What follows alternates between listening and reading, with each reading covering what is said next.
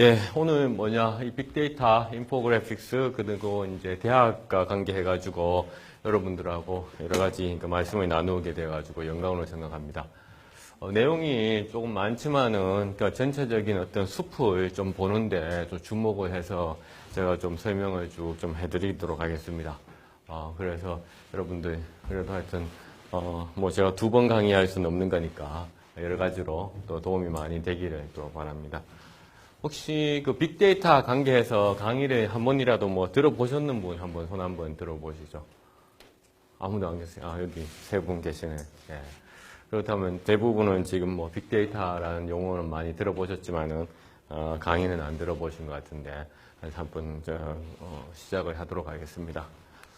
그래서 빅데이터 개념과 접근법 나오는데, 이제 삼각형이 나오는데, 이 삼각형의 아래에 보면 이제 데이터가 있습니다. 그래서 데이터로부터 정보가 나오고, 정보로부터 지식이 나오고, 지식부터 지혜가 나온다라는데, 근데 이 삼각형에 그래서 이 아래로 가면 갈수록 이렇게 양이 사실은 많아지는 거고, 위로 가면 갈수록 이렇게 질이 좋아지는 거죠. 그래서 과거에는 우리는 이제 삼각형의 이 꼭지 부분을 상당히 계속 중요하게 봤어요. 지혜라든가 지식이라든가 이런 부분을 중요하게 여겼는데, 최근에는 이와 같은 지혜나 지식보다는 오히려 데이터를 더 중요하게 보죠. 혹은 정보.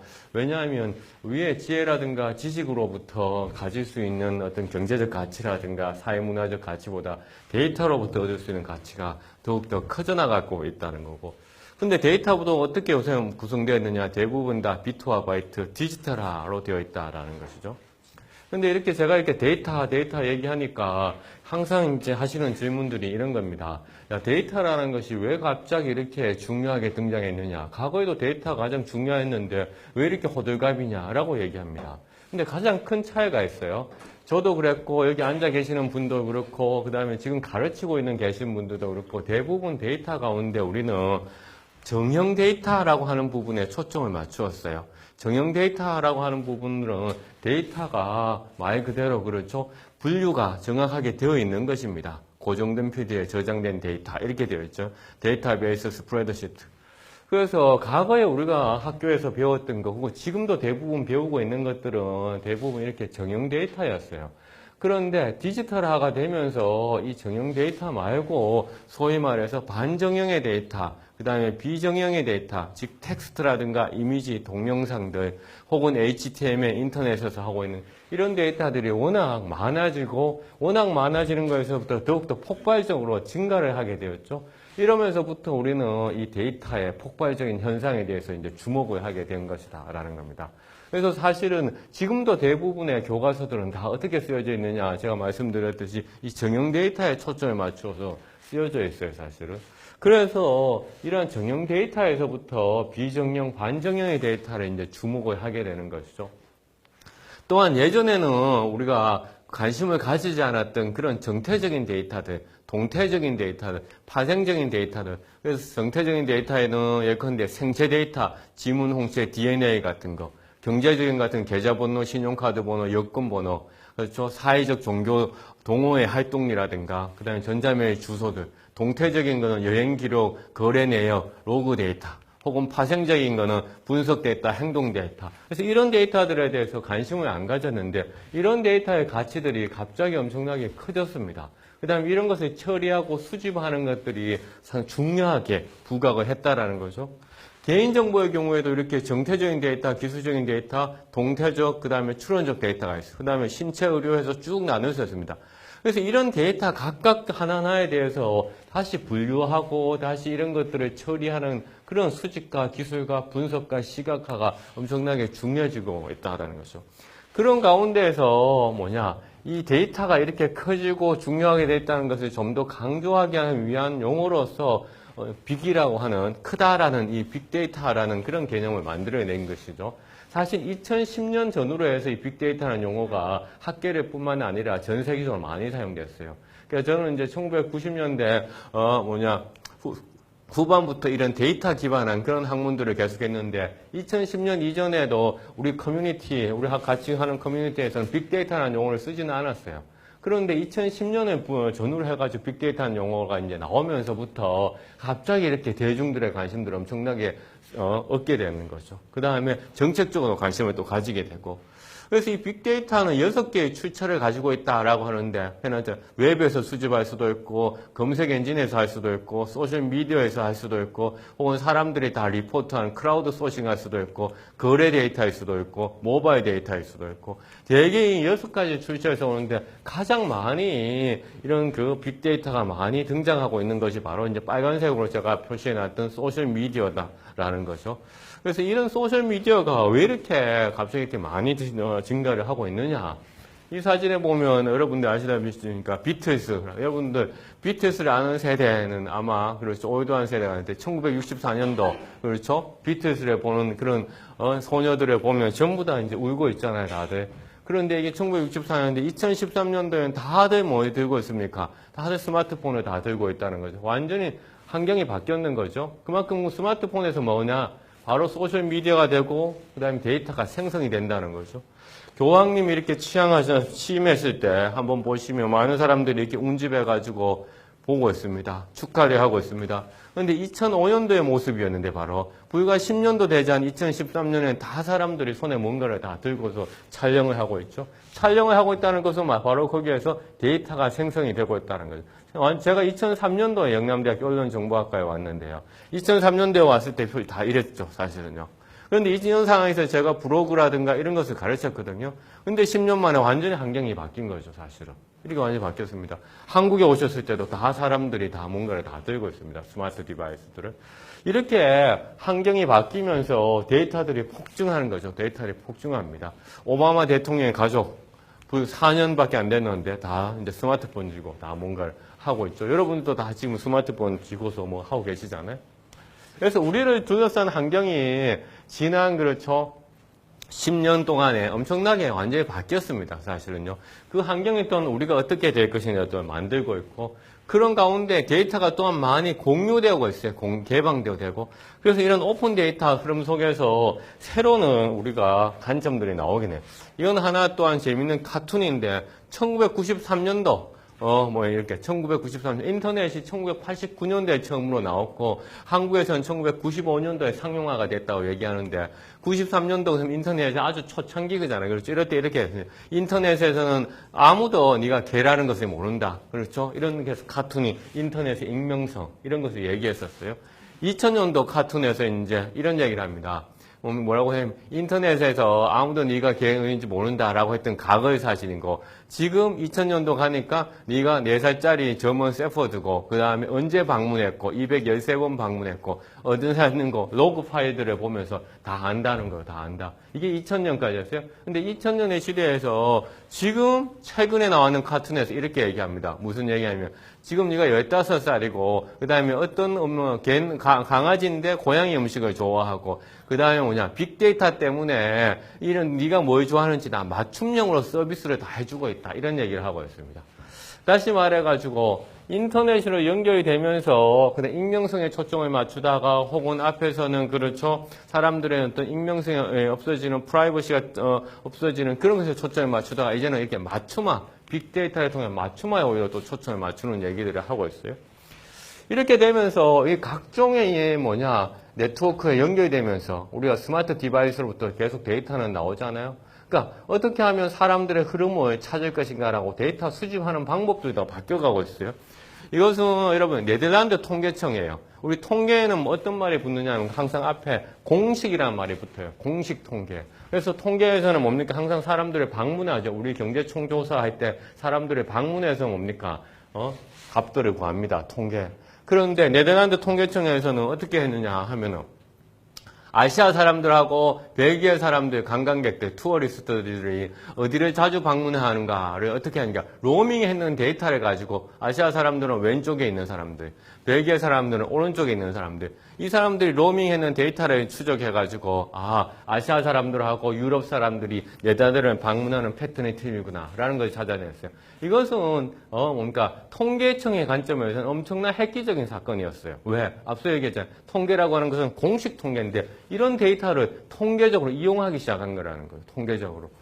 그래서 저도 이제 유엔에서 빅데이터 전문가들을 해서 워크숍을 했었어요. 작년 여름에, 작년 겨울에 했었죠. 저도 그때 참관을 했었는데 이 문제를 되게 심도 있게 논의를 했어요. 통계에서 이런 빅데이터를 다루어야 하느냐. 이런 얘기들을 하면서 이제 또한 빅데이터가 보는 거래 관계에 대한 트랜잭션 데이터는 어떻게 또 사용을 하고 있느냐 하면은 이런 얘기예요. 이 친구가 신용카드로 뭘 샀느냐 하면은 최근에 우리 양치하면서 이제 치아를 하얗게 하는 거 있잖아요. 미백제. 이걸 샀어요. 그 다음에 또 이 사람은 뭐냐, 자기 집 근처에 헬스클럽에 등록했어요. 멤버십 카드를. 그렇죠. 아주 비싼 멤버십 카드를. 그 다음에 자기 집 근처에 호텔방을 장기 예약을 했어요. 장기 예약을 했어. 언제부터 할 것이라. 이런 신용카드 패턴을 보고서 신용카드 회사는 무엇을 알아냅니까? 아, 이 사람은 이혼할 거라는 거죠. 이혼. 그렇죠? 이 세 가지 가지고 있는 상관관계는 이혼밖에 없다라는 이혼밖에. 자, 이런 것을 이제 뭡니까? 우리는 빅데이터 하는 또 기법에서 찾아내는 거죠. 소위 예측을 한다. 이렇게 얘기를 합니다. 또 이것은 뭡니까? 이 사람 뭘 샀느냐 보니까 샴페인을 샀어요. 그 다음에 면도기를 샀어. 그 다음에 기저귀를 샀어. 이 세 가지 패턴을 보니까 아무런 관련성이 없습니다. 그럼 뭐 합니까? 이 사람은 바로 신용카드 도난당했다라는, 신용카드 도난당했다. 이런 패턴들을 이제 데이터들을 분석해서 하는 겁니다. 그러면서 제가 이런 얘기 하면서 그러면, 언론정보학과 됐잖아요. 저는 인문사회계열인데 뭘 가르칩니까? 라고 묻습니다. 그럼 얘기하면 빅데이터라고 하는 것은 빅데이터를 수집하는 부분이 있어요. 그 다음에 수집하는 것을 어떻게 분석하는 부분이 있어요. 분석하는 것을 다시 시각화하는 부분들이 있어요. 그걸 시각화하는 걸 가지고 다시 해석을 하고 뭔가 전략을 짜는 부분들이 있어요. 그런데 이런 패턴들을 보고서 신용카드가 도난이 당했고 이런 패턴들을 보고서 이혼할 것이라는 것은 뭡니까? 공대에서 이렇게 분석적인 기법을 짭니까? 그렇지 않거든요. 공대에서는 코딩을 하는 거죠. 이 논리는 어디에서? 인문사회계 쪽으로 찾아야 되는 거죠. 그래서 빅데이터라고 하는 것은 엄청나게 많은 다양한 학문 분야가 연계가 되어 있다라는 겁니다. 연계가 되어 있다는 거죠. 그런데 또 하나 데이터가 폭증하는 또 다른 이유가 있어요. 여러분들 네이버에 가가지고 검색을 하면 뭐가 나옵니까? 다큐먼트, 문서가 나오죠. 뭐 뉴스 글이 나오든지 블로그나 그러든지 카페 글이 나오든지 지식인이 나오잖아요. 그렇죠? 그런데 이제는 검색하면 뭐가 나오냐면 바로 뭡니까? 사물들이 나온다. 사물들이 나온다는 얘기는 또 잘 와닿지 않습니다. 그럼 뭐냐? 구글 글라스, 안경이 인터넷이 연결이 되어 있죠. 그렇죠. 나이키 신발이 인터넷에 연결이 되어 있죠. 그러니까 문서가 인터넷에 연결된 것이 아니라 우리들이 사용하고 있는 여러 가지의 사물들이 인터넷에 연결된다는 거죠. 그렇게 되면 뭡니까? 그런 사물들을 검색해주는 검색 엔진이 나타나야 되겠죠. 그래서 이제 여러분들이 보시는 이 웹사이트 같은 경우는 유럽에서 사물들을 검색해주는 웹사이트로 해가지고 스타트업 어워드를 받았어요. EU에서. 이거는 미국에서 뭡니까? 사물들을 검색해주는 웹사이트 울프람이라고 해서 또 주목받고 있어요. 사물들을 검색해준다는 거예요. 이 얘기는 뭐냐? 그러니까 또 다른 데이터의 출처들이 엄청나게 나타나고 있더라라는 거죠. 데이터의 출처. 이제는 데이터베이스를 짜가지고 이 재물들, 의자들이 하나하나 어디 있는 것이 아니라 데이터베이스가 아니라 검색 엔진의 개념으로 또 바뀌면서 데이터들이 폭증하고 있더라는 거죠. 자, 그래서 제가 이제 빅데이터 하면서 이 그림을 자주 보여줍니다. 그럼 빅데이터라는 개념 중에 가장 중요한 게 뭘까요? 당연히 뭡니까? 볼륨. 그렇죠? 데이터가 많아지고 있다. 근데 이 데이터가 많아지고 있다는 것은 잘생기다, 예쁘다고 마찬가지로 상대적입니다. 상대적이야. 무슨 말이냐면 인문사회계열을 하는 사람한테 그렇죠? 예전에 그렇죠? 200명, 300명 설문조사 하기도 힘들었어요. 근데 구글에 있는 구글 다 가지고 설문조사 만들어서 링크를 사람들한테 문자로 쫙 보내면 1000명 이상 설문조사하는 거 쉬워졌어요. 그렇죠?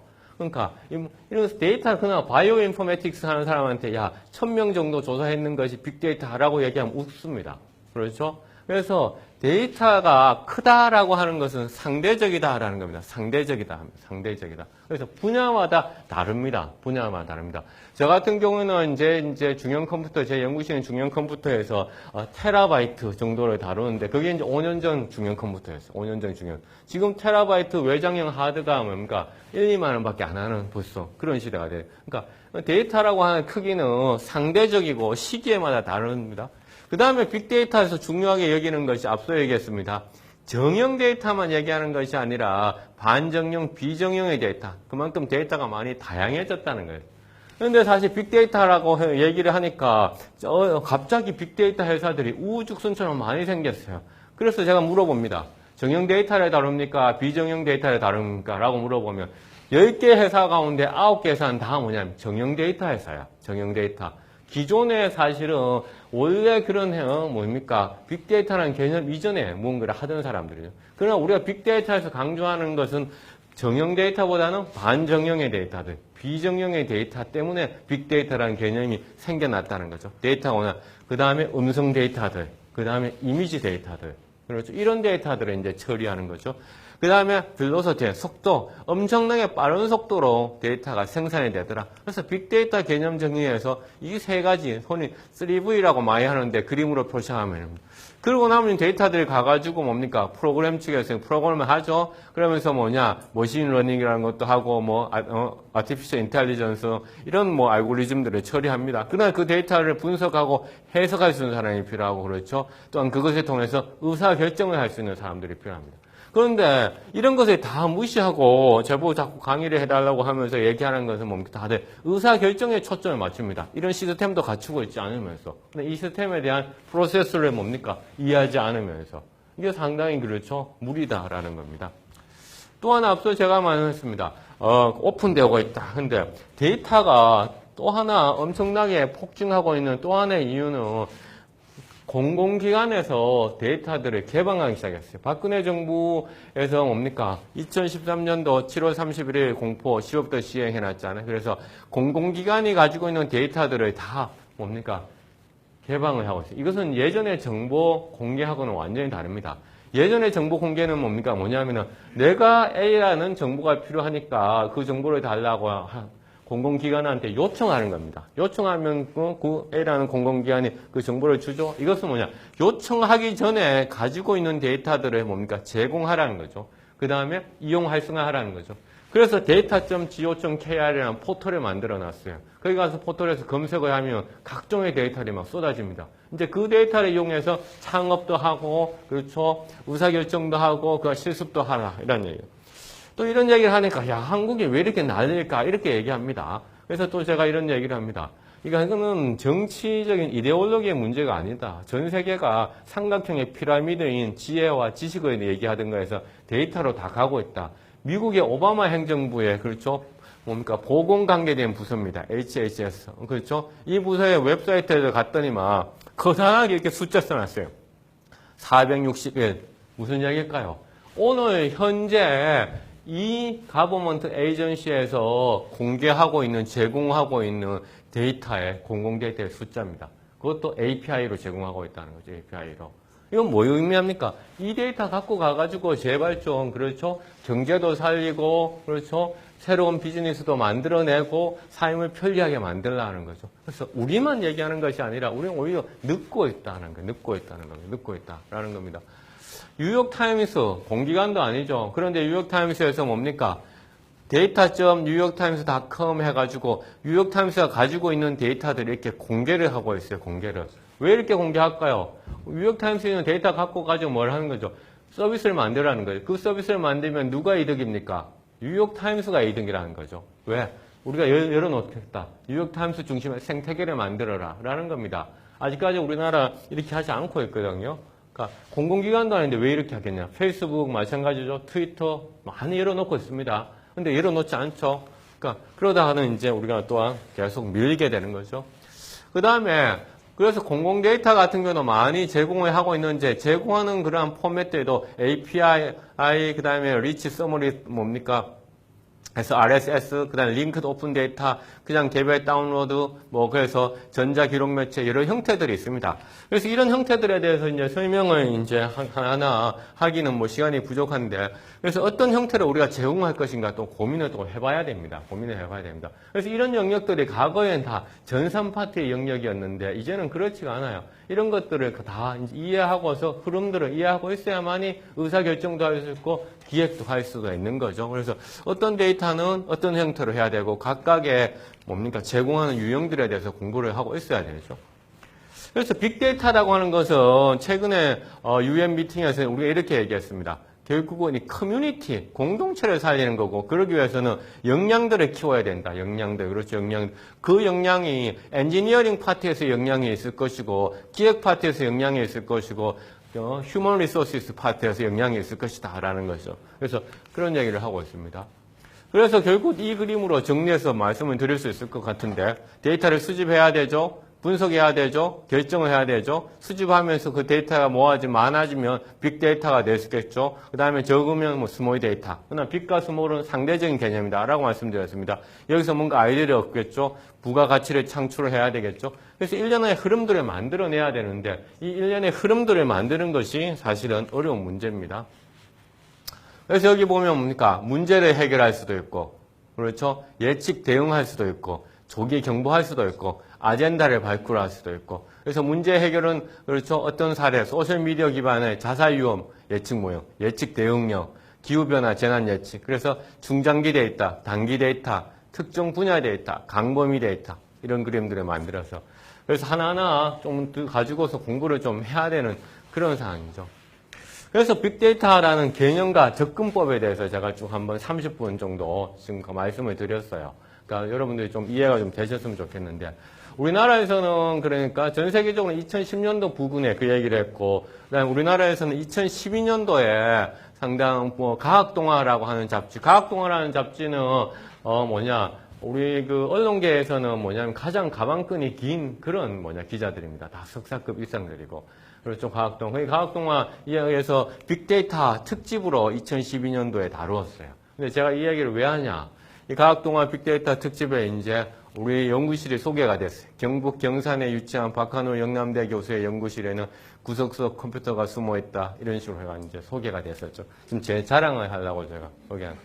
더 중요한 사실은 과학동화에 인문사회계 교수, 문과 교수가 3번 이상 소개된 거는 제가 유일하다고 합니다. 과학동화에 따르면.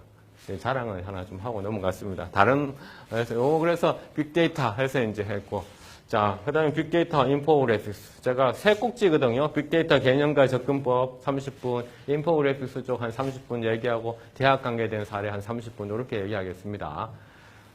다 사실 한 꼭지 한 꼭지가 거의 한 학기 정도 수업을 해야 되는 내용들인데, 전체적인 수판을 좀 보여드리겠습니다.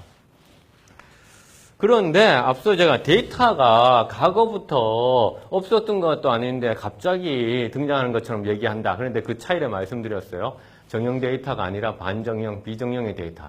마찬가지입니다. 통계라는 얘기를 우리가 많이 하는데 통계라고 했는데 전통적으로는 통계라는 것이 어떻게 생산되냐면 설문조사를 많이 했어요. 그렇죠. 수작업, 그렇죠. 방문해가지고, 그렇죠. 그랬는데, 어떻게, 지금의 통계라고 하는 것은, 빅데이터 기술을 통해서 데이터를 어떻게 크롤링, 수집한다니까. 수집한다는 것은 가장 큰 차이가 뭐냐 하면, 설문조사, 제가 처장님한테 직접 묻죠? 그럼 처장님이 직접 답을 하는 거잖아요. 혹은 방문 면접조사가 마찬가지 직접 묻는 거죠. 인간한테 직접적으로 뭔가 요청을 합니다. 그런데 이 크롤링이라고 하는 수집이라고 하는 것은 뭡니까? 인간한테 직접적으로 요청하지 않아요. 처장님이 카카오톡에 올린 메시지들, 처장님이 그렇죠 페이스북에 올린 메시지들을 뭡니까? 그 족적들, 남겼는 흔적들, 발자국들을 갖고 오는 겁니다. 그래서 갖고 오면서 그러면 내가 갖고 갑니다라고 그럼 남긴 사람한테 얘기할까요? 얘기하지 않습니다. 그냥 갖고 오는 겁니다. 그게 바로 크롤링이거든요. 그래서 빅데이터의 대부분의 이런 비정형의 데이터들은 대부분 이렇게 크롤링을 발자국들, 흔적들을 갖고 옵니다. 그 다음에 뭡니까? 전화 데이터 해놨으면 혹은 교통 데이터, 비콘 데이터, 와이파이 데이터, 전화통신 하면서 뭡니까? 했던 남아있는 기록들, 아까 로밍 데이터, 이런 것들은 흔적들이지 않습니까? 그런 데이터들을 갖고 오는 거죠. 그래서 그런 것이 뭡니까? 어떻게 통계적으로 이제 사용할 수 있는 데이터로 바뀌고 있다는 거. 예전에는 그 다음에 통계라고 하면 다 뭐였습니까? 다 표로 얘기하고 유의도 값을 얘기했습니다. 그런 값이 아니라 이제는 뭡니까? 다른 형태로 보여주고 있다라는 얘기죠. 어떤 형태로? 시각화를 해주고 있다. 시각화 얘기를 하니까 또 똑같이 얘기합니다. 뭐냐면 야, 예전에도 계속 엑셀로 뭡니까? 우리 그래프 그리고 막대 그래프 그리고 뭡니까? 원 그래프 그랬는데 왜 이렇게 호들갑이냐? 라고 이렇게 얘기합니다. 그런 얘기하면 데이터 시각화는 데이터 분석 결과를 쉽게 이해할 수 있도록 시각적으로 표현하는 것이다. 그렇죠? 이런 얘기를 해서 계속 배웠습니다. 그런데 최근에는 인포그래픽스라는 단어를 데이터 시각화라는 말보다 더 많이 사용하고 있어요. 이거냐? 그래픽인데 정보를 담고 있다는 거예요. 정보라고 하는 것은 아까 삼각형에서 보셨잖아요. 데이터를 한 단계 더 처리하는 거잖아요. 그래서 데이터들을 한 단계 더 처리해서 사람들이 직관적으로 이해할 수 있도록 한다. 이런 의미입니다. 그래서 그 차이가 어떤 게 있을 것인가? 자, 데이터 시각화에는 이런 요소들을 강조합니다. 인포그래픽스에서는 이런 요소들을 강조합니다. 그렇다고 해가지고 데이터 시각화에 해결책이 없다는 것이 아닙니다. 인포그래픽에 질문이 없다는 얘기가 아닌 거 아닙니다. 강조를 한다는 거죠. 인포그래픽 뭘 강조합니까? 해결책을 강조합니다. 주장을 강조합니다. 엑서비션, 전시를 강조합니다. 메시지를 강조합니다. 콘텍스트를 강조합니다. 서사, 스토리텔링이 있죠. 결론, 컨클루전이 있습니다. 데이터 말고도 데이터 이외의 것들도 있어요. 인포그래픽스를 가장 잘 뭡니까? 보여주는 것이 뭡니까? 최근에 가장 유행하고 있는 거 바로 카드 뉴스입니다. 카드 뉴스. 카드 뉴스는 한 장 한 장의 인포그래픽스를 연속적으로 연결시킨 거거든요. 그래서 기존에 이런 데이터 시각화 배열이라든가 디스플레이에서 메시지가 있는 거죠. 맥락이 있는 거죠. 스토리가 있는 거죠. 나레이션. 그래서 카드 뉴스가 이런 인포그래픽스를 하나로 다 하는 겁니다.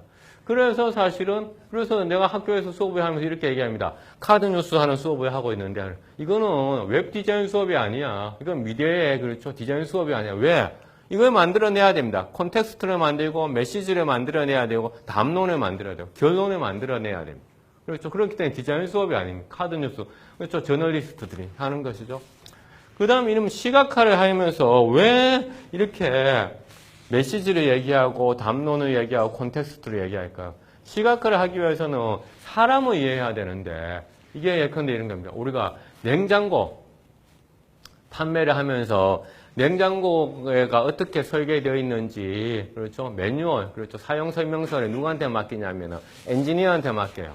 그럼 엔지니어는 뭡니까? 그 냉장고가 어떻게 작동하는지 너무나 잘 알아. 어떻게 그러니까 냉장고 뭔가 냉동실하고 냉동실, 그다음에 냉각 장치 해서 뭡니까? 밸브가 있어, 통제기가 있고 이렇게 해가지고 아주 엔지니어의 관점에서 너무나 잘해서 엔지니어의 관점에서 이렇게 사용 설명서에 그림을 넣었어요. 근데 이렇게 그림을 넣었는데 소비자는 이해하지 못해. 왜? 소비자는 냉장고가 냉동실하고 밑에 냉장칸에 뭡니까? 냉동실, 냉장실이 따로 통제기를 가지고 있을 거라고 생각을 한다는 거죠. 그러니까 정확하게 사실을 묘사하는 것이 중요한 것이 아니라 그렇죠? 상대방이 이용자가 이해할 수 있도록 해야 된다는 거예요. 그래서 이걸 중요하게 얘기하는 게 뭡니까? 바로 요새 유저 인터페이스, 유저 익스피리언스를 얘기를 하는 거죠. 시각화와 그 다음에 인포그래픽스 차이가 바로 이런 것이다 라는 겁니다. 여기 한번 보세요. 안드로이드와 아이폰 통화 버튼의 심성 모형 해서 모형. 그러니까 이거 유저 인터페이스, 시각화. 그렇죠? 안드로이드에 익숙한 사람들은 당연히 이렇게 생각합니다. 아이폰 초창기입니다. 그래서 이쪽에서 가게 되는 거죠. 그러니까 다른 형태. 그래서 이것은 그 시각화라든가 이런 인포그래픽스 얼마만큼 중요한지. 또한 이거 하면서 이거는 팀쿡이, 아이폰 팀쿡이 뭡니까? 아이폰 그 판매량에 대해서 컨퍼런스에서 뭡니까? 얘기를 하고 있는데 완전 거짓말 하고 있다는 거예요. 완전 거짓말. 아이폰 보니까 계속 판매량이 증가하고 있어요. 이렇게 팀쿡이 발표를 했어요.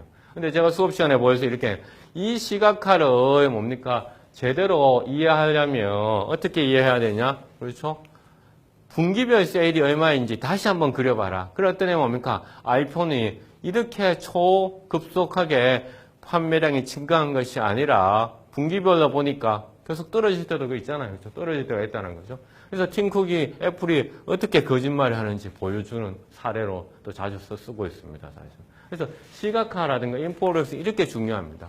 그런데 우리는 지금까지 저도 마찬가지였어요. 뭐만을 배웠느냐면 막대 그래프 배웠어요. 그렇죠? 막대 그래프. 그 다음에 정 그래프 배웠어요. 그렇죠? 정 그래프.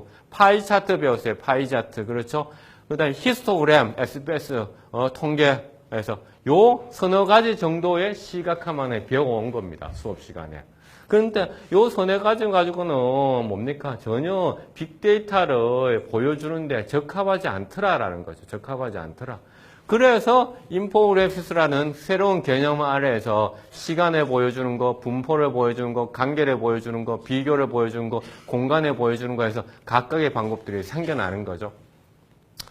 그런가, 왜 그렇게 하면, 왜 중요하냐. 한눈에 사람들이 알아볼 수 있다. 우리 휴리스틱이라는 개념을 써서 휴리스틱. 그래서 논리 추론이 아니라 막대 그래프 혹은 표, 그렇죠. 차트 하나하나 추론해서 알아내는 것이 아니라 경험, 직관, 사고를 이용해서 단순하고 빠르게 판단하는 인간의 사고 전략, 휴리스틱을 바로 전달을 한다라는 인포그래픽스. 그래서 어느 순간부터 그렇죠. 인포그래픽스 다 내라고 얘기합니다. 정부 부처에서도 공무원들이 갑자기 인포그래픽스 배워야 된다고 자꾸 이제 저한테 특강을 요청을 하는 거죠. 그냥 인포그래픽스 만드는 매뉴얼들이 막 나오는 겁니다. 예전에 우리 아래 한글 배우듯이, 예전에 우리 엑셀 배우듯이. 왜? 이러한 새로운 기법들을 배워야 된다라는 것이죠. 그렇죠. 그 다음에 인포그래픽스에는 크게 두 가지 또 정보를 전달하는 게 있고 설득학 주장형이 있습니다. 예컨대 이제 이거 하나 볼까요? 이 지금 지하철, 대구 지하철이거든요. 1호선, 2호선, 3호선. 이렇게 수성구청 여기 있습니다. 수성구청, 동대구역에 있습니다. 엄청나게 가까운 것 같아요. 엄청나게 가깝고. 그럼 이게 실제로 지리적인 공간을 그대로 표현하는 걸까요? 아니다라는 거 아니다. 그렇죠? 실제 지형을 왜곡하더라도 사람들이 보기 쉽도록 개념적으로 구현하는 거죠. 개념적으로. 이런 것이 바로 이제 데이터를 어떻게 보여줄 것이냐. 그러면 우리는 또한 뭐냐? 언론정보학과니까 이런 거 많이 가르쳤어요. 조선일보, 중앙일보, 동아일보 보수주의다. 이렇게 논조에서 그렇죠. 그렇죠. 그 다음에 한겨레 신문, 경향신문 뭐 이렇게 해가지고 그보다 반대쪽에 있다라고 얘기했어요. 오마이뉴스.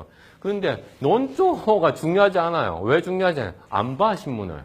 그럼 뭐 해봅니까? 카드 뉴스 봐요. 그 다음에 인포그래픽스 봐. 근데 인포그래픽스가 엄청난 차이가 있어.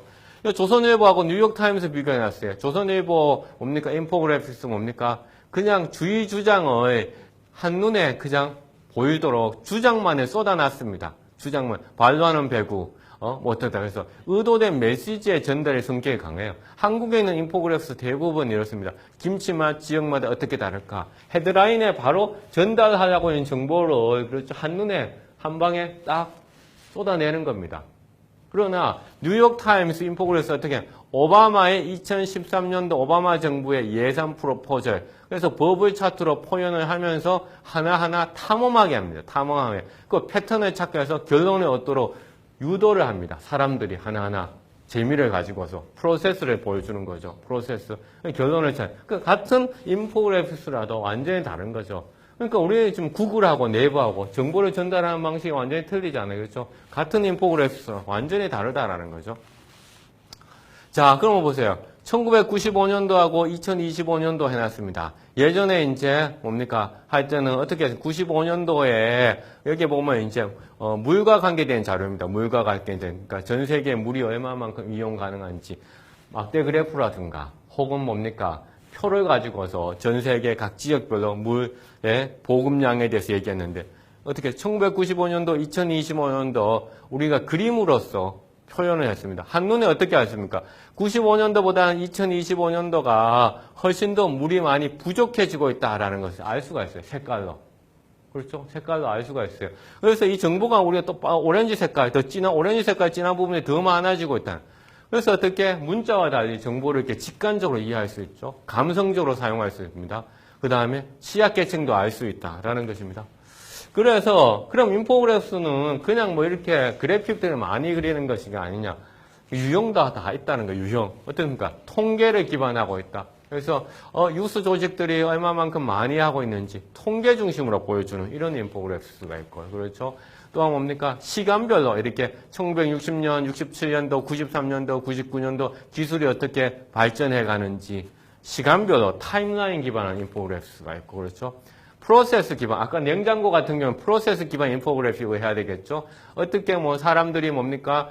페이스북에서 어떻게 뭡니까? 스팸을 차단을 어떻게 할 것인가. 그래서 페이스북이 스팸 차단에 대해서 텍스트로 이렇게 줄줄이 설명한 것이 아니라 어떻게 스팸을 차단할 때는 이와 같은 프로세스 과정에 따라서 하라고 딱 프로세스 기반한 인포그래픽스를 또 보여주는 거죠. 이건 뭡니까? 가장 많이 보는 인포그래픽스입니다. 뭐 위치 지리 기반. 그렇죠? 어디가 얼마만큼, 그렇죠? 당신이 기름으로 뭡니까? 어디 영국에서부터 얼마만큼 갈 수 있느냐 해가지고 이제 영국을 중심으로 해가지고 위치 지리 기반 인포그래픽스를 만들어 놨어요. 그래서 이 위치 지리 기반 인포그래픽스가 혹은 프로세스 기반, 타임라인 기반, 통계 기반, 그럼 내 데이터가 네 가지 유형 가운데 어떤 유형으로 했을 경우에 가장 사람들한테 잘 전달할 수 있을까를 고민해서 결정을 해야 됩니다. 그렇죠? 그게 바로 이제 기획의 능력이죠. 메르스 학선 지도는 한눈에 우리가 알 수 있습니다. 아, 여기 위치 지리 기반 들어갔네요. 그렇죠? 그 다음에 통계 기반 해둔 것도 들어갔습니다. 그 다음에 어떻게 됐습니까? 타임라인도 들어갔죠. 타임라인도 들어갔습니다. 세 가지가 복합적으로 작용됐고, 이거는 뭡니까? 위치 지리 기반 인포그래픽스만 했는 거잖아요. 그렇죠? 위치 지리 기반 인포그래픽스. 그래서, 이 데이터를 어떻게 보여줄까 고민을 해야 되는 거죠. 세계 물가지도, 미국에서는 자동차 기름, 그 다음에 생수병 하나, 커피 하나가 얼마인지, 위치 지리 기반에서 보여주면서, 그 다음에 통계를 또 보여주게 돼요. 그래서 이 데이터는 어떤 사람들한테 어떤 유형으로 인포그래픽스를 보여줄 것인가 고민을 해야 되는 거죠. 그래서 각각의 유형들을 결정하기 위해서는 그 다음에 데이터에 대해서 잘 알아야 되고 인포그래픽스의 유형에 대해서 잘 알아야 됩니다. 그래서 이것이 이제 예전에 앞서 제가 말씀드린 데이터를 수집하고 처리하는 것은 전산 파트고 이렇게 그림을 그리는 것은 뭐냐? 디자인의 영역이고 그랬는데 그게 구분이 없어져 가고 있다라는 겁니다. 구분이 없어져 가고 있다는. 그 다음에 이 얘기 한번 해볼까요? 넛지라고 하는 책인데요. 한국에도 번역이 됐어요. 오바마 정부 초창기에 엄청나게 유행해가지고 한국에 나중에 번역이 됐죠. 넛지라는 것은 이제 어미 코끼리가 있고 새끼 코끼리가 있는데 어미 코끼리가 새끼 코끼리한테 그렇죠. 장난하듯이 살짝 이렇게 툭툭 쳐주는 겁니다. 그리고 살짝 툭툭 쳐주는 눈속임처럼 쏘기는 것처럼. 그렇죠. 왜 세게 치면 바로 죽겠죠. 그렇죠. 그래서 넛지라는 게 약간 눈속임, 쏘김, 거짓말 같은 거 이런 행위들을 얘기하는 겁니다.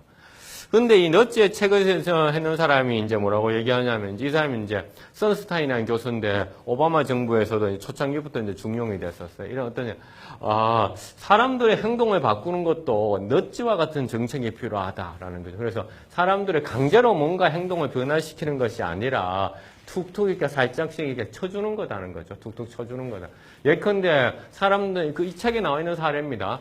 사람들이 인터넷에다가 욕설을 많이 하고 명예훼손적인 거 많이 하고 소문 많이 퍼뜨리며 그것을 계속 하지 마라 얘기하지 말고 이렇게 사람들의 소위 말해서 교양성 체크하는 그런 소프트웨어를 만들어가지고 보급하자. 그래서 그런 댓글이 올라올 때 이렇게 경고 메시지를 띄워라. 이 당신이 가지고 있는 메시지에는 그렇죠. 이런 비교양적인 그런 이메일의 내용이 있는 것 같은데 정말 올리려고 하냐, 보내려고 하느냐 이런 것을 보여주자라는 거죠. 그러면 사람들이 은근히 행동을 바꿀 거다 이렇게 얘기하는 거죠. 그런데 지금 이메일에서 이런 유사한 것도 들어갔잖아요. 여러분들 attachment라는 단어를 썼는데 파일이 뭡니까? 첨부 안 되어 있으면 메시지 뜨잖아요. 뭐라고? 파일 첨부라는 말이 있는데 왜 파일 첨부가 안 되어 있느냐? 다시 묻잖아요. 근데 우리나라 포털의 댓글에 이상한 거 진짜 많다고 하는데 이런 시스템 안 넣고 있어요, 사실은. 그렇죠? 이런 시스템 안 넣고 있습니다. 또 하나 이런 사람이 또 이런 얘기합니다. 이건 넛지적인 건데 다른 지금 영국의 에섹스 고용센터인데 사람들이 뭡니까? 실직하는 사람들한테 자기의 느낌하고 감정을 뭡니까? 적으라고 얘기했더니만 자기의 그 느낌에 대해서 적은 그룹들은 적지 않았는 그 실직자들 비교해가지고 훨씬 더 나중에 취업을 하는데 도움을 받았다고 합니다. 2배나 일자리를 더 많이 찾았어요. 왜 그런 일을 현상했어요? 자신감들을 이제 얻게 되는 거죠. 우리 처장님이 더 잘 아실 것 같은데. 그래서 이 논문의 결과들을 가지고서 영국이 실업정책에 적용을 했더니만 뭐냐? 상당히 효과를 봤다라는 거죠. 그래서 이것도 넛지적인 정책이었다라는 겁니다. 또한 영국에서 넛지적인 세금 미납자 10만 명한테 그러니까 세금 안 냈다라고 이렇게 기존과 동일한 내용의 경고장을 보냈어. 두 번째 그룹은 뭡니까? 당신하고 같은 지역에 사는 다른 미납자들은 세금 냈는데 왜 당신은 안 내냐 이렇게 보냈어. 세 번째 그러면 당신하고 비슷한 액수에 있는 그 미납에 있는 사람들은 세금을 냈는데 왜 안 내냐고.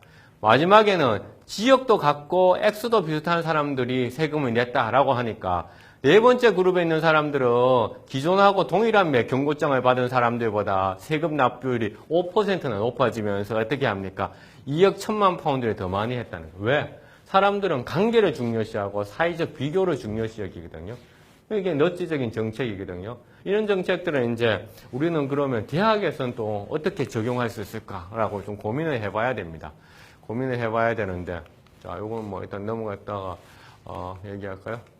대학에서는 이렇게 적용할 수 있죠. 대학에서도 이렇게 문자 메시지로 대학 입학에 필요한 서류 목록을 간단히 상기시키는 것만으로도 저소득층 학생들의 대학 등록률이 5.7%나 상승했다는 거예요. 그렇죠? 그래서 사실 문자 메시지 엄청나게 많이 보내잖아요. 그 잘 되는 모임은 어떻습니까? 그 모임하는 첫 번째 아침날 또 문자 메시지 보내잖아요, 사실은요. 이게 다 너치적인 거죠, 너치적인 거. 근데 정보통신기술을 통해 가지고 이런 너치적인 정책을 할 수 있는 게 엄청나게 많아졌어요.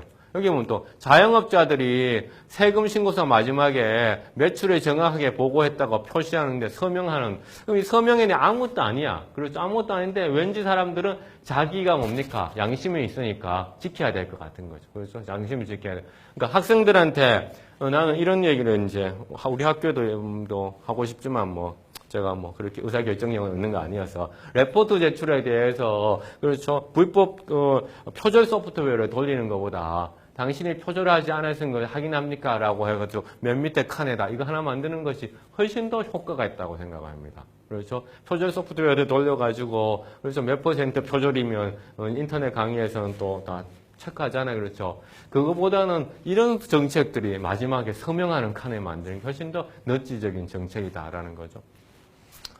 미국의 오바마 행정부에서는 어떻게 하면, 그러니까, 저소득층 가정이라든가 이런 데에서 먹는 것이 상당히 문제가 되거든요. 사실 우리나라에서도 어떻냐면은, 그러니까 수성구가 가장 오래 살아요, 사실은.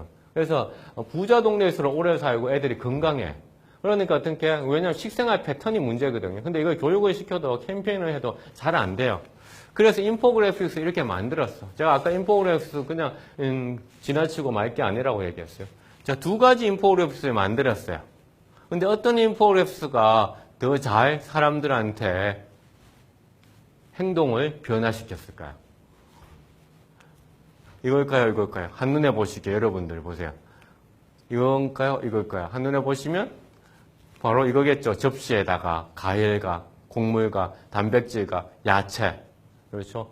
여러분 내가 보통 질문을 하는데 대답을 하시는 게 좀 편할 것 같아가지고 그러니까 한눈에 알 수 있죠. 그래서 사실은 처음에는 이런 인포그래픽스를 만들었어요. 피라미드형으로 해가지고 그레인, 베저톱 해서 했는데 거의 효과를 못 봤어. 효과를 못 봤고 왜 그런 문제가 있지? 그래서 이 인포그래픽스가 왜 먹혀되지 않지? 전문가 그룹을 불러가 다시 한 거예요. 이 인포그래픽스의 가장 문제가 뭘까요? 가장 문제가 뭘까?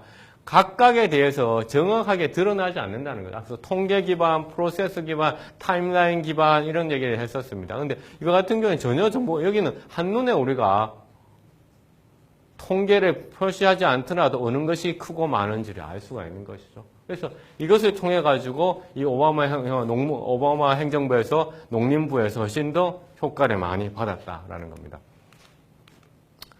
자, 그 다음에 그럼 요거 얘기 좀 하고 넘어갈까요?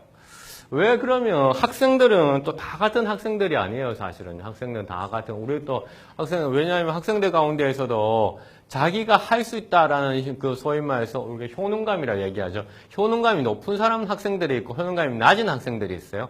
그 다음에 어떤 일이 있었을 때 위험을 제대로 인지를 잘 하는 사람들이 있고 잘 하지 않는 사람들이 있어요. 이렇게 4개의 그룹으로 한다면 효능감이 높고 위험을 잘 인지하는 사람들한테는 엄청나게 대응적 태도를 하죠. 이런 친구들은 문자 메시지 하나 보내면 바로바로 그렇죠. 바로바로 뭔가 됨. 저도 강의전 웹사이트에 공지사항을 하고 나서 저는 문자를 꼭 보냅니다. 문자를 보내서 방금 공지사항을 했습니다. 라고 해놓으면 한 5-6명은 문자 메시지를 보내고 1분 안에 벌써 조회수가 5개 바로 떠요. 이런 친구들이죠. 이런 친구들. 그렇죠? 그럼 이런 친구들은 이런 행위를 보이기 때문에 어떻게 해야 되는지 우리가 생각을 좀 다르게 해야 됩니다. 학생들 그룹핑을 해야 되거든요. 학생들도 이렇게 관여도가 높은 친구들이 있고 관여도가 낮은 친구가 있어요. 그래서 관여도가 높은 사람들은 정보 욕구가 강하죠. 어떻게 보면 적극적으로 정보를 추구합니다. 그렇죠. 관여도가 낮은 사람들은 정보 욕구도 낮고 소극적으로 정보를 추구하죠. 무관심한 태도를 보일 수도 있고. 그래서 각각마다 너치적인 정책이 좀 바뀌어야 됩니다. 그래서 인포그래픽스 이렇게 하기 위해 가지고 제가 이번 학기 같은 경우는 인포그래픽스 수업을 한 학기를 이제 전산실에서 이제 하는데요. 그러니까 근데 왜 이런 얘기 하면 중요하냐면 빅데이터 분석에 있어서 가장 중요한 것은 그 뭐냐면 우리가 이와 같은 그 건초더미 혹은 해변가의 모래에서 바늘 찾기거든요. 바늘 찾기. 근데 이 바늘을 찾기 위해서는 뭡니까? 이 데이터 하나하나에 대해서 그 패턴들을 또 잘 알아야 됩니다. 그래서 데이터를 바늘을 찾기 위해 가지고 이제 패턴을 또 찾아야 되는데 인터넷에 엄청나게 많은 데이터가 돌아다닌다고 제가 말씀드렸어요. 그래서 인터넷에 돌아다니는 데이터들은 제가 이런 소프트웨어를 이용합니다. 그래서 프로그래밍을 하지 않고도 이제 여러분의 경우에도 이런 것을 배워서 할 수가 있는 거죠. 그래서 웨버매트릭스 애널리스트라는 이런 소프트웨어를 통해 가지고 이제 인터넷에 돌아다니는 대구 사이버대학교 이런 평판들을 또 찾는 거죠. 요거 가지고 또 한 학기 수업을 합니다. 근데 요거 가지고 또 하나 께서 이거는 뭡니까? 엑셀에 뭡니까? 포함되어 있는 소프트웨어예요. 엑셀에다 설치를 하면 트위터 네트워크, 페이스북 네트워크, 유튜브 네트워크에서 뭡니까? 키워드를 넣으면 다 검색을 해서 이렇게 네트워크까지 보여주고 각종 통계들을 보여줍니다. 설치를 하면 엑셀에 노드 엑셀이라는 이런 옵션들이 생겨납니다. 한국어로 노드 엑셀 매뉴얼도 책이 나왔어요, 사실은요. 그래서 이런 것을 이용해가지고 또 할 수가 있습니다. 이런 도구들이 있고. 왓슨이라고 이제 여러분들 이제 IBM 왓슨 체스 게임을 이겼잖아요. 체스 게임을 이겼던 IBM 왓슨. 왓슨 같은 경우에는 이제 에듀케이션 라이센스가 있어요. 그래서 대학 같은 데에서 미국의 대학 같은 경우에서는 이런 에듀케이션 라이센스를 가지고서 이제 왓슨 소프트웨어를 이용합니다. 특히 왓슨 같은 경우에 장점은 비즈니스 분석이 좀 더 강합니다. 비즈니스 분석이 강해요. 그러니까 이런 것도 이제 만약 학교에서 이제 소프트웨어 라이센스를 갖고서 할 수도 있고. 이거는 제가 이제 그 세계 수준의 연구 중심 대학 하면서 개발했던, 제가 개발한 게 아니고 우리 팀에서 개발한 거죠. 네이버에서 데이터를 수집하는 거, 분석하는 거, 다음에서 분석하는 거, 그 다음에 이제 한글 메시지들의 내용 분석하는 이런 것들. 왜 비정형 데이터의 가장 핵심은 텍스트라고 말씀드렸잖아요. 텍스트 그렇죠? 그렇죠. 또 쉽게 또 얻을 수 있는 데이터가 있어요. 왜냐하면 검색 엔진이라고 하는 건데 이제 한국에서는 네이버잖아요. 우리 여러분들이 내가 대구 사이버대학교 오늘 강의가 있다. 그러면 뭘 찾아봅니까? 대구 사이버대 어떻게 가지? 하고 대구 사이버대를 검색해 보잖아요. 내가 오늘 머리가 좀 아파요. 머리가 아프면 뭡니까? 또 뭐 합니까? 약국에 갑니까? 약국 가기 전에 먼저 검색해 보잖아요, 사실. 그래서 검색이 행동보다 뭐 앞서 있거든요. 그래서 미국에서는 감기에 대해서 사람들이 얼마만큼 검색하는지 구글에서 검색량을 뭡니까? 데이터를 수집했어. 그랬더니 7월 달에 감기에 대해서 검색하는 사람들이 미국 전역에서 폭증한 거예요. 그랬는데 8월 달에 감기 환자들이 실제로 엄청나게 많아진 거야. 그 사람들은 검색을 먼저 한다는 거죠. 그럼 네이버에서 사람들은 대구 사이버대학을 얼마만큼 많이 검색할까? 이런 거 알고 싶잖아요. 그렇죠? 그렇죠? 그래서 네이버에서 그런 툴을 뭡니까? 제공을 하고 있습니다. dataLab.naver.com에 가면 네이버 검색어 이렇게 되어 있고 있죠. 그 다음에 기간별로 2010년도 6월부터 2016년도 6월 이렇게 되어 있어요. 그래서 제가 2010년도 6월부터 2016년도 6월까지 대구 사이버대를 얼마만큼 많이 검색했는지 사람들이 한양 사이버대를 얼마만큼 검색했는지 한국방송통신대를 얼마만큼 검색했는지 찾아봤어요. 왜냐하면 제가 듣기로 한양 사이버대학이 사이버대학 가운데 가장 앞서가고 있다고 얘기하고, 그 다음에 한국방송통신대가, 사이버대학의 경쟁인 것 같아서 이 세 군데를 검색을 이제, 해봤어요. 그 다음에, 기간은 지난 거의 7년간, 6년간, 이럴 때만, 맨 밑에 게 그 대구 사이버대학의 그런 쪽 검색량 빈도 패턴입니다. 한양 사이버대 연두색이죠. 한국방송통신대가 사실 단연 높은데, 한양 사이버대가 정말 인기가 있는 학교인 것 같아요. 한국방송통신대하고 패턴들이 거의 같이 가고 있어요, 사실은요. 그렇죠? 이런, 여기 2014년도 연말에는 훨씬 더 방송통신대가 많겠죠. 연말에 이렇게 왜 많을까요? 당연히 입시 시즌이죠. 입시 시즌에도 우리 학교의 검색어가 높지 않다. 이러면 이제 뭔가 학생 사람들의 관심도가 적다는 걸 알 수 있는 거죠. 이 데이터를 이렇게 쭉 보여주면서 또 네이버에서는 뭡니까? 이 로우 데이터, 이 그래프를 만들기 위한 데이터를 또 제공을 해줍니다. 그러면 그거 가지고 뭐 할 수 있습니까? 이런 뭡니까? 따분한 이런 정그래프, 트렌드 라인이 아니라 인포그래픽스를 만들 수가 있겠죠. 만들 수가 있습니다. 자, 구글에서 데이터를 이렇게 수집하려고 이제 우리 또 연구팀에서 이렇게 만들었어요. 근데 구글에 가면 또 한번 네이버보다 훨씬 더 앞에 구글이 이런 것을 만들어 놨어요. 뭘 만들었냐면 이제 전 세계적인 검색어의 트렌드. 이제 이거는 이제 또 사람들이 구글에서 얼마만큼 많이 검색했느냐는 거죠. 그래서 제가 해봤습니다. 온라인 그 사이버 대학을 영어로는 디스턴스 에듀케이션이라고 하거든요. 그래서 구글의 트렌드는 최근에 정말 또 좋은 기능을 도입을 했어요. 그러니까 검색어로서 사람들이 디스턴스 에듀케이션 얼마 많이 썼느냐도 보여주고 같은 디스턴스 에듀케이션이잖아요. 그렇죠? 검색어가 아니라 학교 카테고리로서 디스턴스 에듀케이션으로 등록되어 있는 것들이 얼마만큼 있는지를 가지고 또 여기 계속 다른 용어들을 할 수가 있어요. 그 다음에 구글 트렌드는 2004년도 데이터부터 보여주고 있습니다. 여기 앞서 네이버는 뭡니까? 2010년도 네이버는 그 앞에 거부터 있는 것 같아요. 2010년도는 앞에 있는 것 같아요. 그래서 봤더니 2004년도부터 해가지고 뭡니까? 디스턴스 에듀케이션에 대해서 스쿨 카테고리, 학교 카테고리에서는 학교 쭉 뭡니까? 떨어지다가 좀 더 이쪽 2010년 부근에 좀 올랐다가 계속 패턴은 이제 약간 정체 상태입니다. 그죠? 정체. 디스턴스 에듀케이션에서 찾는 것을 정체. 이것은 두 가지를 해석할 수 있습니다. 더 이상 디스턴스 에듀케이션이 새로운 현상은 아니다라는 거예요. 새로운 현상은 아니다. 그렇죠?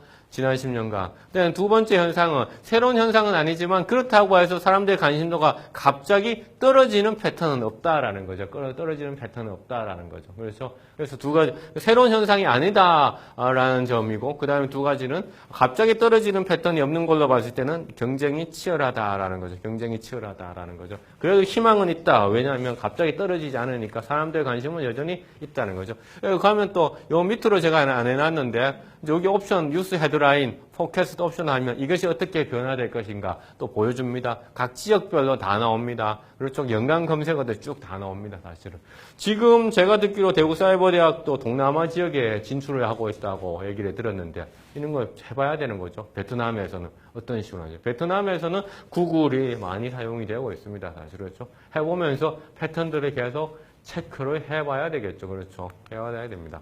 구글 북스라고 하는 이거는 뭔가 1800년도부터 나왔는 영어 책들을 다 스캔해가지고 보여줘요. 그냥 크리에이티브 이코노미 하도 시끄러워가지고 검색해봤어요. 그랬더니 크리에이티브 이코노미란 영어를 검색해봤더니 2000년 부근에서 영어 책이 이렇게 확 증가하니까. 그러니까 한국이 이렇게 호들갑인 건 아니다라는 거죠. 전 세계적인 패턴이라는 거죠. 정치적인 이데올로기의 문제가 지금 아니다라는 겁니다. 그렇죠. 그 다음에 구글에 가면 뭡니까? 퍼블릭 데이터, 공개했는 데이터들 이런 것을 또 찾을 수가 있어요. 여기 가면 그래서 의외로 재밌는 데이터들, 저도 K-팝 관계된 데이터를 이렇게 찾아봤거든요. 그래서 또 데이터들을 좀 찾아볼 수 이런 걸 찾으면 이제 훨씬 더 또 좋은 데이터들이 있습니다. 그 다음에 가장 쉬운 거 가운데 하나가 그래서 구글에서 퓨전 테이블이라는 이 도구가 있는데 이 퓨전 위치 지리 기반 인포그래프스에 바로 한눈에 만들어줍니다. 30분밖에 안 걸려요. 처음에 우리 익히는 데는 한 2-3시간 걸립니다. 하고 나서 30분밖에 안 걸려요.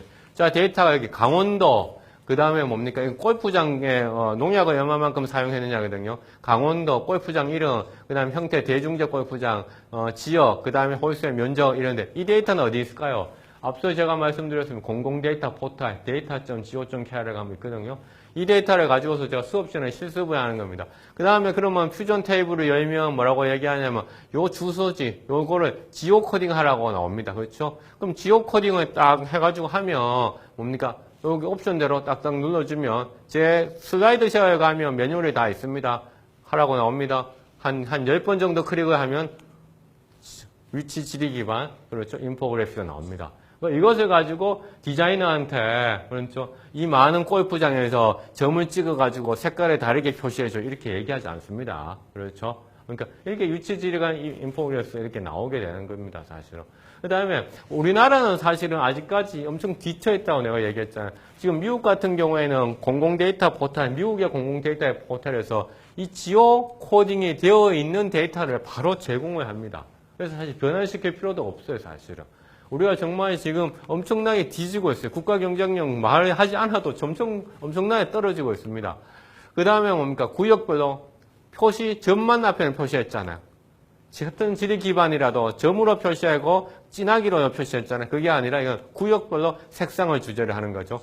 차이가 있습니다. 구역별로. 그래서 10,000명당 위험지도, 색상 주제도 만드는 색상 주제도 한눈에도 알 수 있는 거죠. 어떤 형태의 인포그래프스가 더 사람들한테 전달할 수 있을까? 우리 학생들이 했던 실습 과제였거든요. 한옥스테, 경북의 한옥스테, 경주, 안동 어디에 쓸까? 그 다음에 템플스테, 학생들이 한 학기 하고 나서 이제 과제로 낸 겁니다. 자, 그 다음에 또 가장 많이 쓰는 툴이 태블러라고 하는 툴인데요.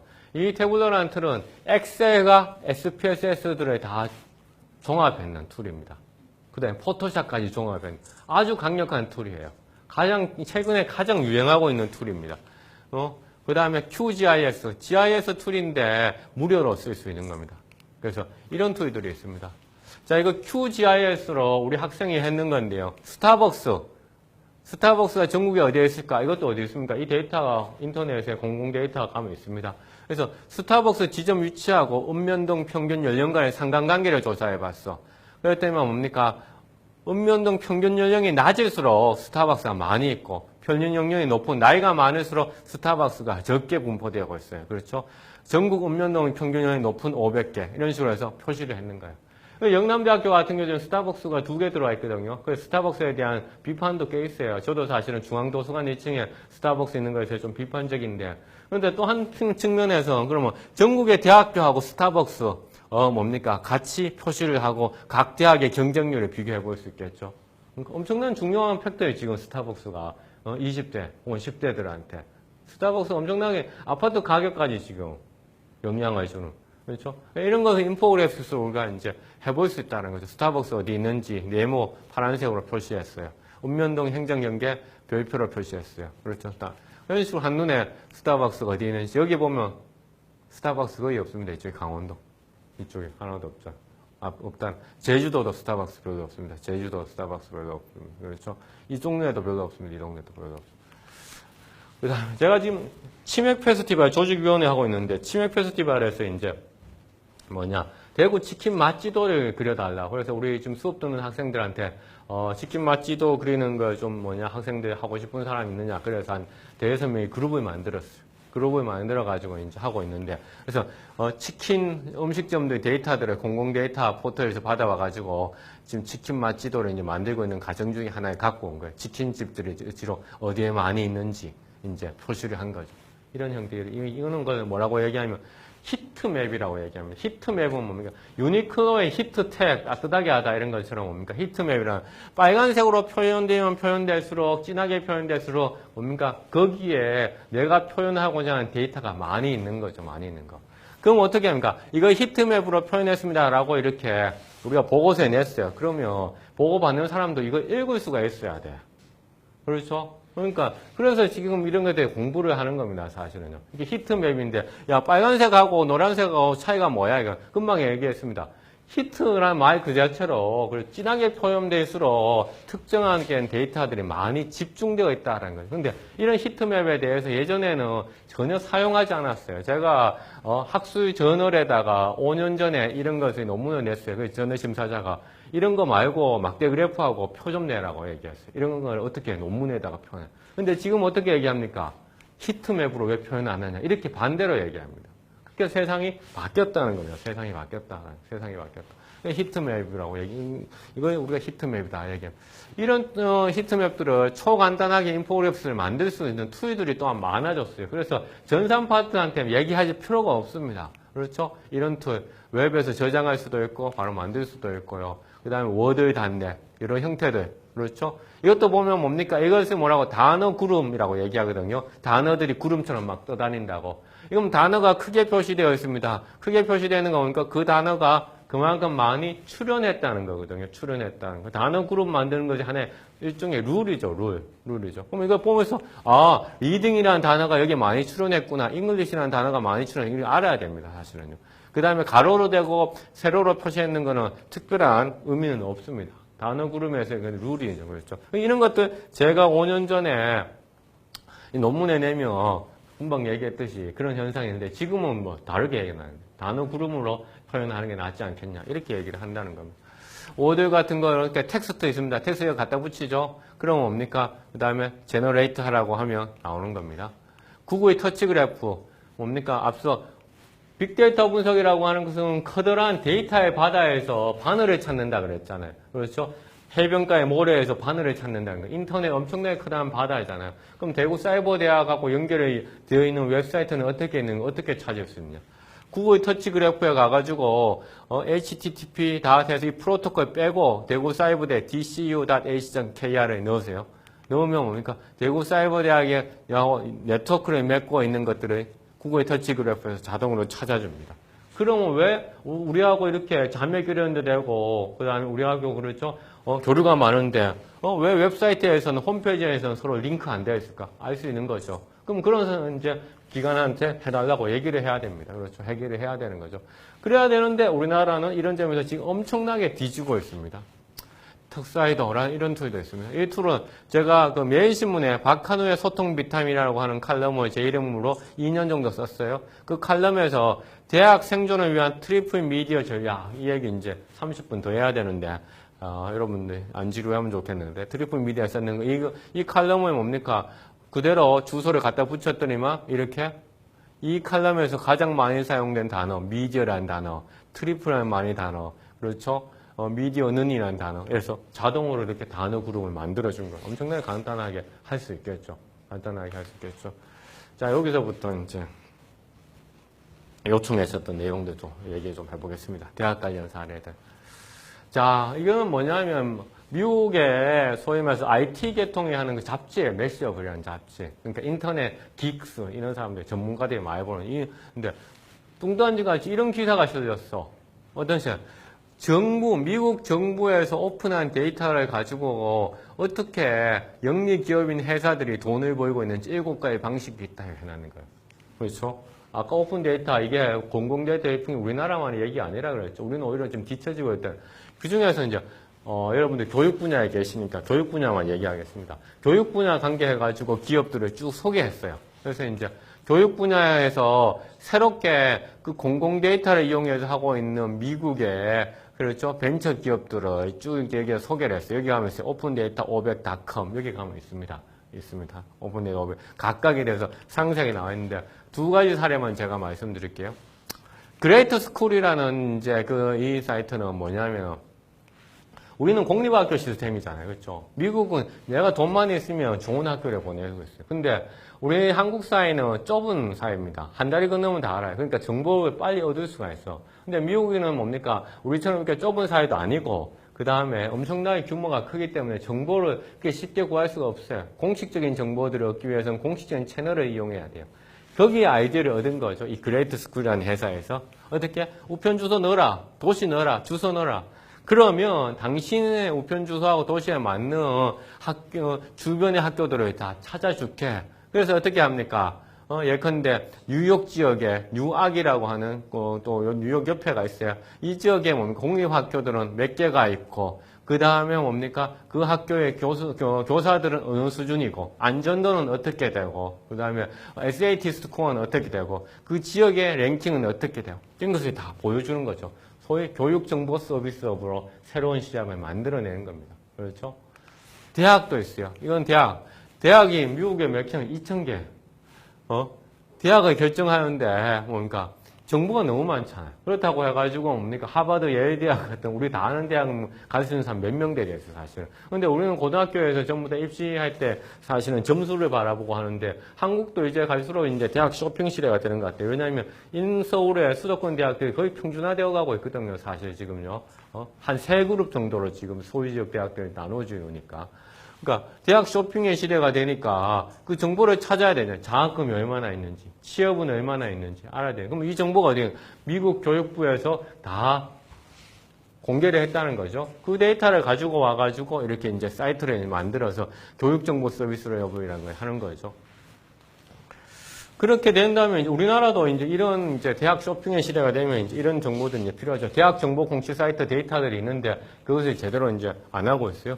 또 하나 이거는 대학과 관계해가지고 내가 소개하고 싶은 건데 영남외부에 제가 이제 뭐 이런 트리플 헬릭스 해가지고 기고를 썼는데 제 기고 썼는 것도 보다 보면 그 옆에 지금 광고들이 항상 이렇게 뜨잖아요. 구글 애드원. 그렇죠. 구글에서 어떻게 합니까? 방문하는 사람, 그 다음에 이 텍스트라든가 이런 것을 보고서 자동으로 광고를 하잖아요.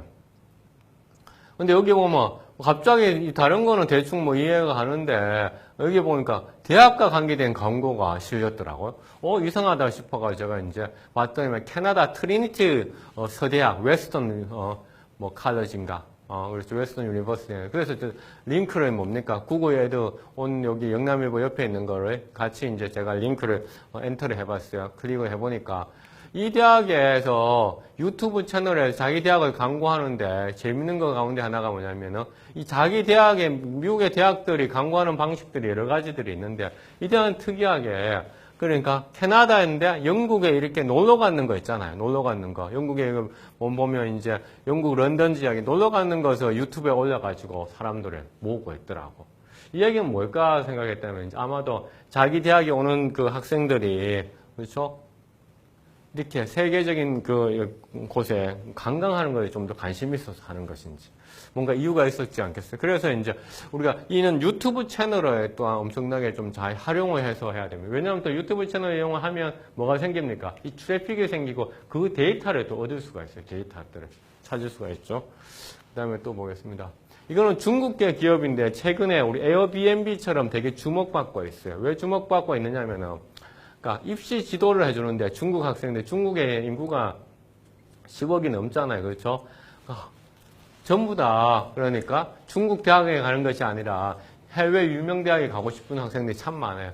그런데 SNS를 이용해 가지고 그러니까 뭡니까? 그 사람들한테 입시 지도를 해주면서 이제 예컨대 여기 뭐 콜롬비아 대학에 68명이 합격했고 LSE 대학에 30명이 합격을 했고 이런 얘기들을 이제 쭉 합니다.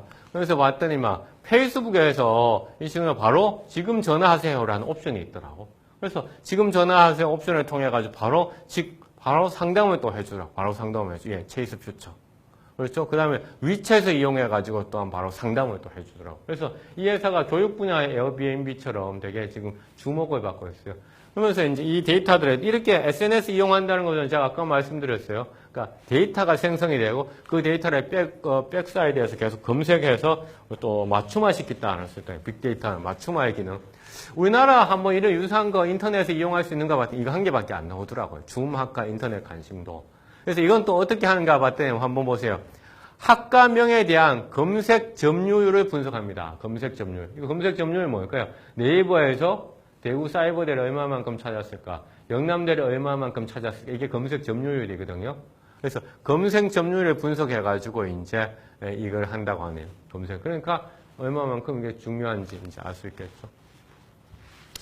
제가 제가 한국에 2003년도에 왔는데, 미국에서 대학에 있을 때 이제 TA 했어요. TA 이제 조교해가지고 거기서 이제 장학금도 받고 이제 수당도 받고 이제 그러는 건데요. 미국의 TA가 별로 할 게 없어요, 사실. 왜? 시험을 치면 채점할 일이 없어. 왜냐하면 시험인지가 교실 수업인데 다 OCR을 하거든요, OCR. OCR을 하니까, 그 OCR을 해놓은 그 답안지를 컴퓨팅 센터에 갖다 주고 다시 찾아오면 돼. 찾아오면 이제 교수가 이제 그걸 보고서 이렇게 하고, 끝나는 거예요, 사실은. 채점할 일도 없어요, 사실은.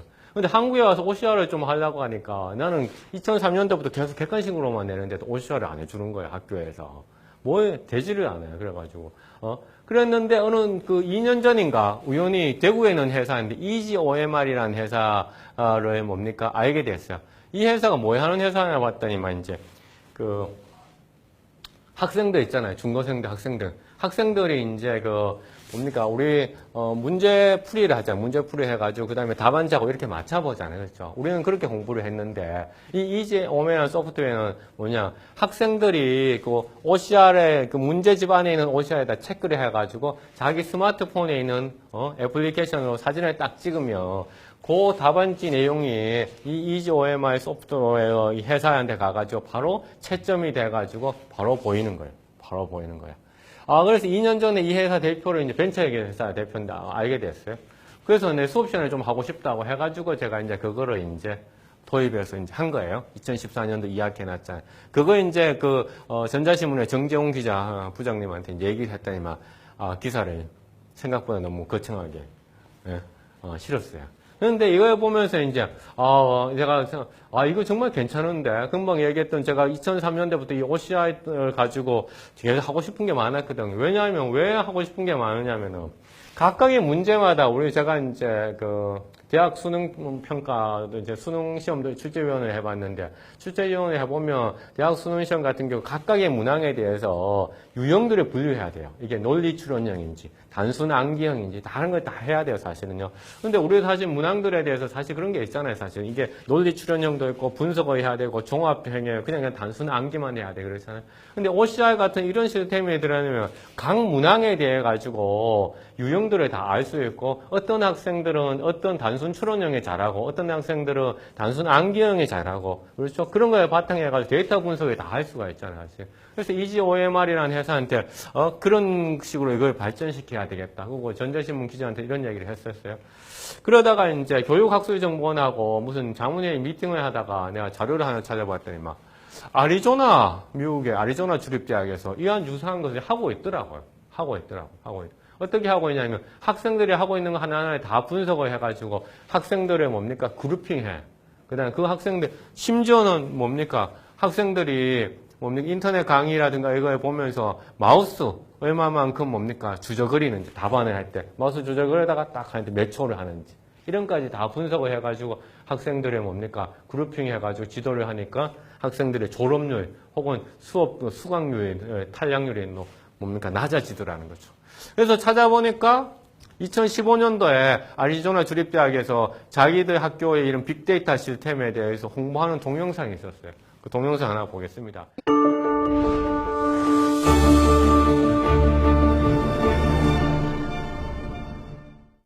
That's just what's happening here at the Arizona State University, where the era of the blackboard and textbook is coming to an end.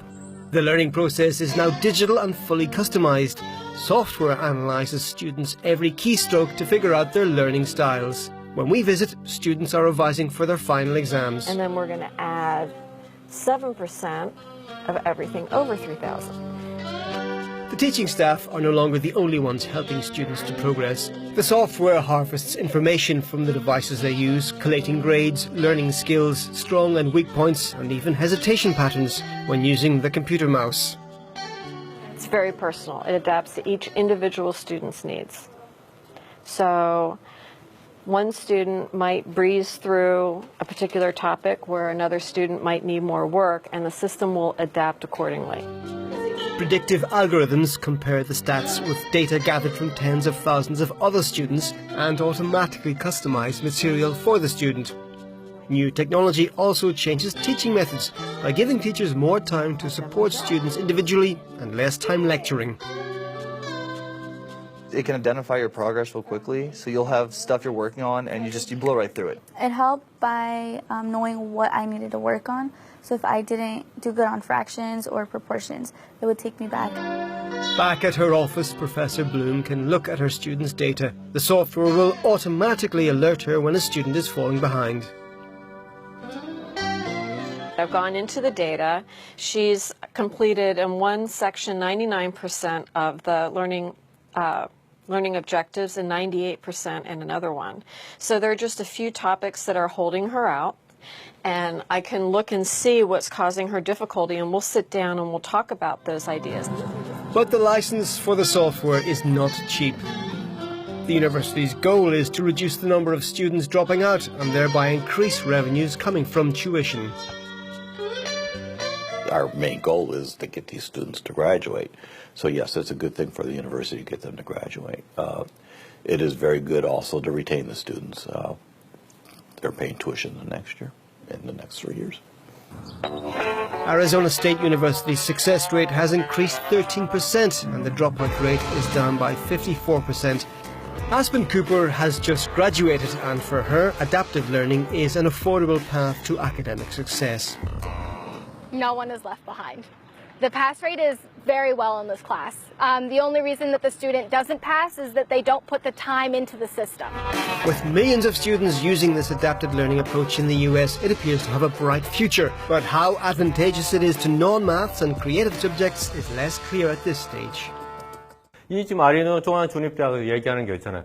소프트웨어가 싼 거는 아니지만은 학생들이 그렇죠. 그러니까 드랍아웃 하면서 그렇죠. 등록금 손해 보는 거에 비교했을 때는 낫다라는 거죠. 그다음에 엄청나게 학생들의 드랍아웃 비율들을 또 낮추고 있고, 그다음에 수업 패스 또 높이고 있고, 그 다음에 정확한 데이터를 가지고 학생들은 이제 상담을 하게 된다라는 거죠. 그렇죠. 상담을 하고 된다는 거죠.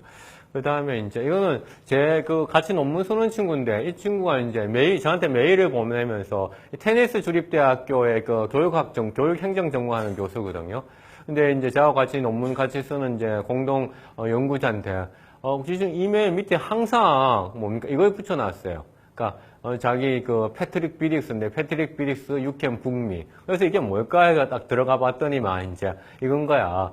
그러니까 학생들 보고 나하고 만나고 싶으면, 그러니까 약속 시간에 정해라 하면서 그걸 해주는 웹사이트가 있더라고요. 유캔 북미. 그렇죠? 그래서 여기에서 이제 자기하고 만날 수 있는 시간들 이렇게 체크하라고 이제 해놨죠, 사실. 이런 것도 사실은 뭐냐, 엄청나게 이제 그 지능화되어 가고 있는 거죠. 그러니까 자발적으로 이렇게 하는 거죠. 사실 저도 뭐 이렇게 못하고 있지만은. 근데 왜냐하면 우리나라는 오피스 아워라는 개념이 사실 잘 없잖아요. 사실은 오피스 아워라는 개념이. 그 다음에 태블러에서 그저께 이렇게 웹 세미나를 했어요. 웹 세미나. 웹 세미나를 이제 했는데 이런 주제를 가지고 했어요. 대학에서 데이터를 효과적으로 활용하는 방법에서 대학에서 이제 졸업생의 수, 학생 분포, 졸업생 취업률, 중도 탈락률, 재무관리 등 대학의 데이터들 많잖아요. 그 데이터를 태블러를 통해서 어떻게 하는지 무료로 웹 세미나를 했어요. 2016년 6월 23일. 이런 건 참 들을 필요가 있는 거죠. 사실은요. 그러니까 저도 앞서 제가 말했잖아요. 지금까지 정형 데이터에 대해서만 우리가 많이 배워야지 공부를 안 했다는 거죠. 그 다음에 태블러 같은 새로운 툴들 계속 공부하면서 따라가야 된다는 거예요. 그래서 마침 또 대학과 관계되는 거에서 제가 이제 갖고 왔습니다. 이제. 그래서 태블러에서 이렇게 웹 세미나도 이렇게 무료도 이제 하고 있고, 저도 IBM 왓슨 같은 경우에도 IBM 왓슨 이전의 버전인 매니 아이스라는 것을 써가지고 논문을 썼는데, IBM 왓슨의 최근 버전은 웹 세미나 제가 등록해가지고 들어서 이제 알게 됐거든요. 그러니까 외국에 갈 필요가 없어요. 요즘 같은 세상에서. 거기다가 동영상에서 자동으로 자막 밑에 다 나오니까 영어를 쉽게 이해할 수 있는 거 예전보다는. 그 다음에 이제 시간은 많이 흘렀는데, 톰슨 로이터스라고, 이제 오늘 약간 리서치 사이드입니다. 지금부터 얘기하는 건 약간 리서치 사이드인데, 리서치 사이드도 학교의 평판하고 중요하기 때문에 좀 얘기를 좀 해야 될 것 같아요. 요즘 이제 가장 그 리서치 사이드에서 중요하게 나온 게 이제 오픈 액세스 저널이거든요. 오픈 액세스 저널이 엄청나게 많아져서 사실은 논문을 출판하거나 혹은 논문을 구할 수 있는 게 많아요. 그건 얘기는 뭐냐면 딱 수업의 자료들이 엄청나게 많다는 거죠. 수업의 자료들.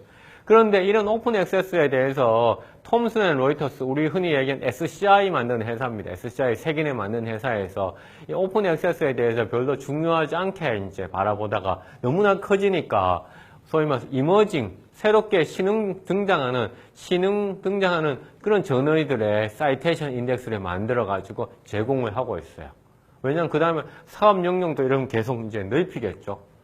그 다음에 또 이거는 뭐냐면 그 말했던 그 톰슨 로이터스에서 이제는 앞서 얘기한 교육 분야의 사업까지 이제 등장하는 거예요. 리서치 논문을 새긴하는 것뿐만 아니라. 그래서 에듀케이션 분야의 빅데이터가 어떻게 사용하는지에 대해서 톰슨 로이터스에서 이런 웹 세미나를 이제 했는 것을, 이거는 웹 세미나는 아니고 오프라인 세미나를 했는 것을 유튜브에 올렸더라고요. 그래서 제가 한 시간 좀 넘는데 한번 쭉 보면서 여러분들하고 좀 중요한 얘기만 좀 해야 될 거예요. 그래서 이거를, 이 웹 세미나, 그냥 세미나에서 얘기 발표했는 사람은 누구냐? MIT 대학의 컴퓨터 사이언스하고 인공지능 랩의, 그렇죠? 교수인 사람인데, 우나 메이 오라일리라는 사람인데, 교육 분야에서 특히나 무크, 지금은 이제 무크로 다 가고 있잖아요. 매시브 오픈 온라인 코스, 그 다음에 인터랙티브 비주얼리제이션, 앞서 얘기한 시각화, 인포그래픽스를 어떻게 빅데이터를 통해 가지고 이용하는지를 이제 얘기를 했어요. 이 사람입니다.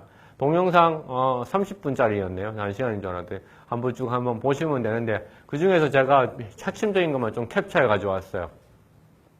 이 사람은 이제 엔지니어링, 컴퓨터 사이언스, 인공지능 교수다 보니까 무크에서 어떻게 빅데이터 시스템을 넣었는지에 대해서 이제 사례 발표를 한 겁니다. 톰슨 로이터스의 초청으로. 그렇죠? 그래서 이제 무크 이 DB가에서 어떻게 하면 이제 실시간으로 데이터들을 계속 이렇게 조직해내는지, 그 다음에 실시간에 오는 그런 데이터들을, 그러니까 데이터 쉐어링의 방법이 아니라 우리 흔히 얘기하는 소프트웨어 쉐어링의 방법을 통해가지고 이런 데이터, 실시간에 오는 빅데이터를 해결했다고 얘기하고요. 그 다음에, 무크에서 사람들한테 그 질의응답하는 쿼리를 어떻게 빠르게 해결하는지 이렇게 이런 것도 얘기하고, 플랫폼들을 어떻게 통합하는지 얘기하고, 그 다음에 이제 지금 그림이 좀 흐린 것은 유튜브에서 캡처를 작게 해가지고 크게 해서 그렇습니다. 그 다음에 학생들의 정보 테이블, 뭐 관찰 테이블, 학생들이 내는 과제들, 서브미션들, 그 다음에 컬래버레이션들, 피드백 테이블, 이런 것들도 DB로 다 이제 묶어서 이제 만들었다는 얘기를 이제 하고 있고요. 그 다음에 코세라라든가, 그 다음에 다른 회사, 에덱스 같은 이런 회사들하고 같이 연계해서 이제 이 DB를 이용해서 학생들한테 피드백도 주고 하는지 얘기를 또 하고 있고요. 그 다음에 이제 새로운 무언가 해가지고 그룹핑을 해가지고 이것도 보면 이제 우리가 이런 것을 이제 스캐터 플롯이라고 얘기하는데, 그러니까 하나하나 막대 그래프에서 다시 표시해가지고 보여주고, 그 다음에 비주얼리제이션까지 넣었다는 거죠. 자기들 무크에. 예, 비주얼리제이션까지 넣는 이거는 시스템 하시는 분들은 좀 보시면 아실 것 같고요. 그래서 매니아이스 시스템을 넣고, 그 다음에 시계열적으로 그 시계 타임라인 기반으로 계속 비주얼리제이션도 하고, 또 하나 이 코스를 듣고 있는 것이 전 세계에서 어느 국가에서 몇 명이나 들었는지 서티피케이트를 받았는지에 대해서 시각화해가지고 이렇게 계속 보여주고 있다, 자기들은. 그래서 이제 스탠포드 같은 경우 어떻게 했고, 그래서 시각화해서 GD 기반의 시각화해서 이렇게 보여주고 있다. 그래서 이렇게 무크에도 빅데이터 솔루션을 넣어서 하고 있다라는 것을 이제 그 강의를 했었습니다. 한 30분 되는데 한번 들어보시면 좋을 것 같고요. 그 다음에 우리가 대학이 사실은 영남대학도 특히 그런데 랭킹이 엄청나게 민감합니다.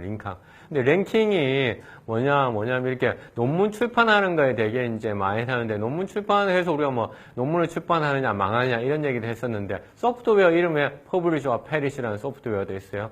근데 이런 소프트웨어들을, 데이터들을 어디에서 주로 가져오느냐? 요새는 대부분 웹 오브 사이언스, 톰슨 로이터스도 있지만은 구글 스칼라에서도 많이 가져와요. 그래서 이 구글 스칼라를 잘 활용을 해야 됩니다. 특히 사이버 대학은. 왜? 구글 스칼라는 .edu, 혹은 edu 해서 교육 관계되는 웹사이트에 있는 영어 문서는 다 갖고 온다고 봐야 돼요. 다 갖고 온다. 무슨 말이냐면 다 갖고 온다. 다 갖고 와야 된다. 그래서 랭킹들 그렇게 매기기 때문에 그 웹사이트를 어떻게 하느냐에 따라서 우리 순위가 완전히 바뀔 수가 있어요.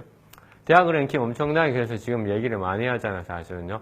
어느가 도대체. 근데 이 대학 랭킹이라고 하는 것은 오프 더 레코드로 얘기하면 정말 자본이 지배합니다. 자본이 지배합니다. 자본이 지배하고. 그래서 우리나라에서 가장 영향력, QS 영향력이 있잖아요. 조선일보. 근데 이게 동남아, 동아시아 지역에만 영향력이 있어요. 미국하고 북미하고 유럽 지역에는 QS 별로 안 씁니다. 사실은요. 그 다음에 뭡니까? 더 하이어, 타임스 하이어 에듀케이션. 이쪽에 이제 유럽 지역하고 좀 많이 쓰죠. 라이덴 랭킹은 리서치 사이트에서 되게 중요시 얘기해요. AIW 이것도 이제 쓰고, 이게 QS가 우리나라하고 특히 좀 영향력이 좀 있는 편이죠. 라이덴 랭킹. 근데 이 라이덴 랭킹도 리서치 사이트예요. 이건 앞서 제가 말씀드렸습니다. 히트맵이라고. 히트맵 기법을 이렇게 보여주는데 순위들이 쭉 나오는데 인디케이터, 지표들이 많아요. 예컨대 산학 협력으로 논문을 얼마만큼 썼는지, 그 다음에 가까운 지역에 있는 대학들 얼마만큼 했는지 이렇게 순위들이 나옵니다. 이거는 라이덴 랭킹에서 한국 대학의 순위들을 옵션들을 좀 바꿔가면서 제가 이제 쭉 보여준 겁니다. 그래서 그 다음에 이런 툴들이 있어요. 이거는 어서 매퍼라는 툴인데 특정한 키워드를 넣으면 이 키워드와 관계되는 논문들을 했던 기관들이 이렇게 쭉 나옵니다. 기관들이. 그러니까 이런 거는 수업 자료들을 찾을 때도 되게 유용하게 사용할 수 있죠. 그 키워드와 관계되는 단어들도 나오고요. 약간 리서치 사이드. 그럼 이제 랭킹은 사실 여러 가지로 다 만들 수가 있어요. 이거는 이제 재미로 만들어낸 게 콘돔 랭킹. 그러니까 콘돔을 어느 대학에서 가장 많이 썼는지 탑 10, 그 다음에 바텀 10. 탑 10은 이제 프린스턴 유니버시티, 콜롬비아. 공부 잘하는 애들이 콘돔도 많이 쓰는 거죠, 지금. 그 다음에 밑에 이제 루지애나 대학 이런 데 이제 콘돔을 재미로 이렇게 페이스북에 돌아다니고 있는. 그 다음에 파티 랭킹, 아카데미. 가장 파티를 많이 하는 대학들. 그 다음에 그러면서 가장 아카데믹하지 않은 대학들. 파티를 적게 하고 가장 아카데미한 이런. 그러니까 랭킹이라는 건 여러 종류를 만들 수 있어요, 사실은요. 그래서 랭킹이라고 하는 건 제가 아까 자본의 힘이라고 그러죠. 그 랭킹을 만든 것을 얼마만큼 확산시키느냐는 거죠. 제가 주로 연구하는 랭킹 시스템은 이겁니다. 웹에서 데이터를 수집해가지고 하는 웨버매트릭스 랭킹을 제가 주로 이제 많이 하고 있어요. 랭킹. 많이 하고 있죠. 랭킹하는 것은 통계도 기반에 하는데 통계라고 하는 것에 대해서 이제 좀 약간 비판적으로 얘기를 했는 거고.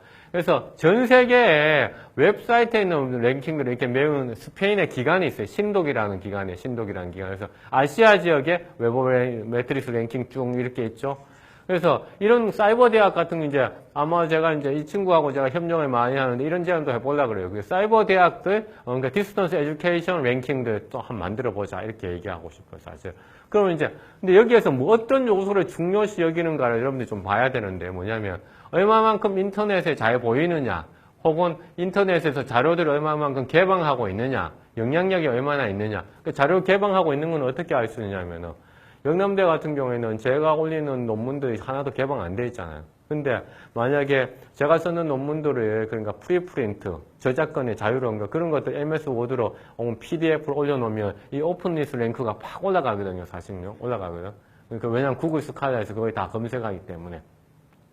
그러니까 이런 방법들이 있기 때문에 이 랭킹의 히든 메커니즘이 다 이제 빅데이터 메커니즘을 좀 알면 올릴 수가 있는 거죠. 그러니까 대구 사이버대학 같은 경우에도 이런 가까이 랭킹을 올리는 오픈리스 랭크들은 빨리 올릴 수가 있어요. 한국대학. 또 한국대학들이 또 하나 이제 이 랭킹에 또 이렇게 잘 안 되는 이유들이 또 몇 가지들이 있는데 뭐 구체적으로 제가 오늘 이 자리에서 말씀드릴 수는 없고.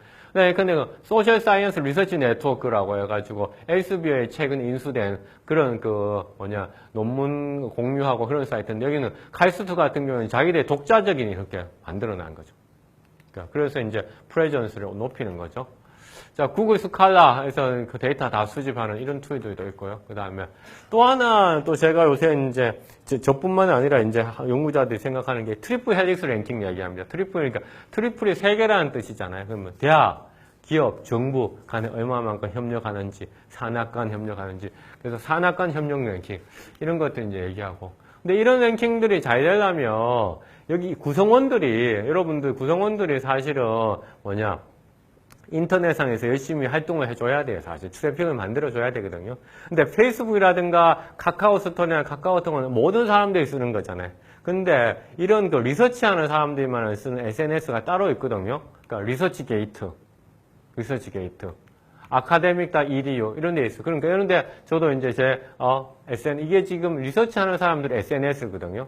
그러니까 89개 논문이 있고, 그러니까 4K, 4,000개 조회수가 있었고, 1,400개 다운로드가 있었고, 인용수가 얼마, 그러니까 리서치하는 사람들의 SNS거든요. 영남대학교에 있고, 그렇죠? 아카데믹 이디오 그런 이런 두 가지가 가장 많이 리서치하는 사람들이 쓰는 그런 SNS라는 거죠. 그러면 앞서 말했던 이런 대학 랭킹들이 혹은 사이테이션들이 어디서 갖고 오느냐 이런 랭킹들이 바로 이런 데에서 다 끌고 오거든요, 다 같이. 그렇기 때문에 이런 것을 사실은 오늘 총장님이 계시면 당장 시행하라고 얘기할 것도 같은데, 그래서 근데 이렇게 이제 하는 거죠. 그래서 아카데믹 이디오 같은 경우에는 저한테 이메일이 와요, 바로 또. 누군가가 당신을 벌써 검색을 했다. 그러면서 어디입니까? 베이징이라는 도시에 있는 누군가 당신의 구글 검색 엔진을 통해서 검색했다라고 이제 아카데믹 이디오에서는 가르쳐 줘요. 그러면 내 스스로 아는 거죠. 베이징에는 누가 나를 갑자기 검색을 했지? 이런 거 아는 거죠, 사실은요. 그렇죠? 그 다음에 아카데미아.edu에서 내 친구가 논문을 올리면 누가 논문을 올렸는지도 아는 거죠, 사실. 이런 시스템들. 그렇죠?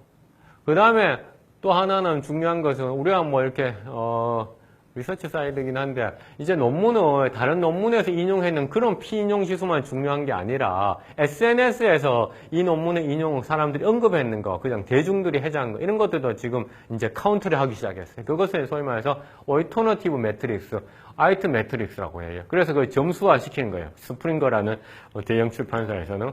그래서 근데 이게 제 논문이었는데 논문이 나오자마자 트위터 제 끝까지 합쳐가지고 3명의 트위터 계정에서 제 논문 언급했다고 바로 보여주는 거죠. 맨들리라는 참고문헌 소프트웨어에서 1명이 언급했고, 그거 스코어하고, 그 다음에 이런 것은 데모그래픽 다 나오는 거죠. 이런 데이터들. 그렇기 때문에 이런 트래픽을 자꾸 만들어야 돼요. 이력서 같은 경우에도 이제, 인터넷에 올려놓는 이런 게 있고요. 엘스비어라는 회사에서는 맨들리라는 소프트웨어를 이제 인수했는데 참고문헌 소프트웨어거든요. 그래서 참고문헌 소프트웨어, 그러니까 사람들이 참고문헌 어떤 걸 썼는지를 해서 이 해당 저널에서 소셜 네트워크 해당 저널에서 어떤 논문들이 가장 많이 인용됐는지. 그래서 사실은 다른 사람들이 많이 인용하는 논문들을 또 인용하고 가르쳐야 되잖아요. 그렇죠? 왜냐하면 다른 사람들 인용도 하지 않는 걸 가르치면 사실은 소용이 없잖아요. 그렇죠? 그래서 이런 걸 이제 참고하는 겁니다, 사실은. 예전에 이제 만나가지고 알았는데, 그게 아니라, 사람들이, 이런 논문들을 많이 인용하고요. 그럼 내수 옵션에도 이런 걸 가르쳐야 되는 거예요, 사실은. 이렇게 바뀌는 거죠. 또 그런 것을 측정한다는 거죠. 얼터너티브 매트릭스, I2 매트릭스하고 연구자들이 만들어낸 피인용뿐만이 아니라 대중들이 만들어낸 거, 이런 것들 다 측정한다는 거예요. 이건 넘어갈게요. 그 다음에 슬라이드 쉐어 정말 중요하거든요. 파워포인트 공유하는 거잖아요. 그래서 제가 슬라이드 쉐어 여기 한번 보세요. 그러니까 2013년도에 전 세계 슬라이드 쉐어 가운데에서 제 슬라이드 쉐어 계정이 탑 1%에 뽑혔어요. 엄청난 거거든요, 지금. 전 세계 슬라이드 쉐어 계정 가운데 제 슬라이드 쉐어 계정이 탑 1%에 뽑힌 거예요. 탑 1% 보면. 2013년도에 제 슬라이드를 본 횟수, 사람들이 받는 조회수가 35,142개인 거죠. 거의 모나코의 인구 숫자만큼 많은 사람들이 제 슬라이드 쉐어를 보면. 이 슬라이드 쉐어, 그래서 제가 이제 강의하고 나면 대부분 슬라이드 쉐어를 많이 올려놓는데 요새는 좀 뜸합니다. 왜냐하면, 한국 사람들이 좀 인용은 안 하고 자꾸 내 슬라이드를 너무나 그래가지고. 그 다음에 어서 매퍼라는 이런 툴도 있어요. 그래서 특정한 주제를 넣으면, 아까 말씀드렸네요. 어느 기간 누가 했는지. 노드 엑셀이라고 하는 그 네트워크 툴 하니까 누가 가장 많이 논문을 썼을까 했더니 제 이름이 가장 먼저 나왔어요. 사랑하는 겁니다. 그 다음에 이것도 중요한 문제인데요. 10분 정도 지체됐는데요. 트리플 미디어 아까 말씀드렸잖아요. 트리플은 세 가지라는 대학, 기업, 정부. 근데 세 가지가 대학, 기업, 정부만 얘기하는 것이 아니라 사회를 움직이는 것이 최소한 세 가지의 요소에 따라서 작용이 된다는 거예요. 미디어 같은 경우에는 세 가지의 요소가 뭐냐면 내가 가지고 있는 매체가 있어요. 내가 소유하고 있는 매체. 그렇죠? 소유하고 있는 매체. 두 번째는 내가 뭡니까? 소유하지 않았지만은 내가 돈을 주고 살 수 있는 매체가 있어요. 그렇죠? 돈을 주고 사면 돼요. 광고 같은 경우. 내가 돈을 주고 살 수 있잖아요. 그 다음에 내가 소유하고 있지도 않고 돈을 주고 살 수도 없어요. 그런데 뭡니까? 나한테 엄청나게 영향을 미치는 게 있어요. 평판입니다. 평판. 그렇죠? 평판 매체가 있어요. 평판. 그래서 제가 언론사 특강할 때 이렇게 얘기합니다. 언론사가 지금 왜 망하고 있는지 압니까? 라고요. 당신네들은 매체를 가지고 있다고 하는데 매체 중에서 소유하고 있는 매체는 세 가지 중에서 한 가지밖에 안 된다는 거죠. 세 가지 중에서. 그러면 언론사가 매체를 아무리 소유하고 있어도 그렇죠. 평판에서 그 기사들이라든가 그 프로그램들이 어떻게 해야 됩니까? 사람들한테 유통이 많이 돼야 되잖아요. 그 다음에 언론사도 광고로 해야 돼. 다른 언론사에. 근데 광고를 안 하잖아요. 자기들 매체를 소유하고 있어요. 사이버 대학으로 보면 어떻습니까? 매체를 소유하고 있어요. 그렇죠? 대학교 시절. 그렇죠? 그러나 광고하잖아요. 페이드 미디어 광고대. 그럼 또 하나 중요한 게 뭡니까? 뭐냐면은 평판 매체가 중요하죠. 그래서 매체라는 것은 세 가지의 매체로 구성되어 있어요. 미시간대 MSU 엄청나게 좋은 학교입니다. 사실요. 동부의 아이비리그까지는 아니지만 주립대학에서는 뭐 최고로 좋은 학교죠. 근데 아이비리그 정도도 급에 가까운 이 미시간 대학에서 이런 웹사이트를 다시 만들었어요. 무슨 웹사이트냐면 자기네들 학교에 가지고 있는 인력들의 프로필을 조사해서 논문, 연구 경향, 출간 전환, 외부 연구비, 교내 공저자 연결망, 인적 분야 연구자 현황들을 다 인포그래픽스로 보여주는 거야.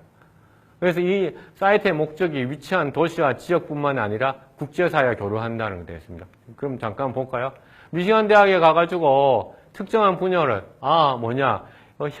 혈압에 대해서 검색을 해요. 그러면 이 혈압에 대해서 전공하고 있는 교수 나오고 그 다음에 여기 다 안 나오죠. 그 교수의 연구비, 그 다음에 최근 출판한 논문들 어느 저널에 많이 실었는지 그 다음에 그렇죠. 그 사람이 같이 공동 연구하는 사람들을 한눈에 보여주는 사이트를 운영하고 있다는 거예요. 왜 이렇게 할까요? 왜 이렇게 할까?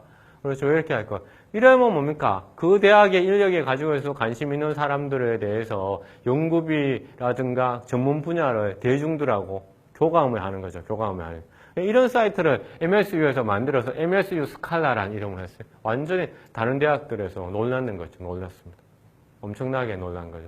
그러니까 우리는 영남 대구 사이버대학교에 그 다음에 대구대학교에 이 분야의 전문가가 누구입니까? 물어보면 아는 사람한테 물어보는 거잖아요. 검색하지 아니면 네이버에 검색하잖아요. 그게 아니라 여기에 가가지고 검색을 하면 바로 다 나오더라 이 얘기입니다.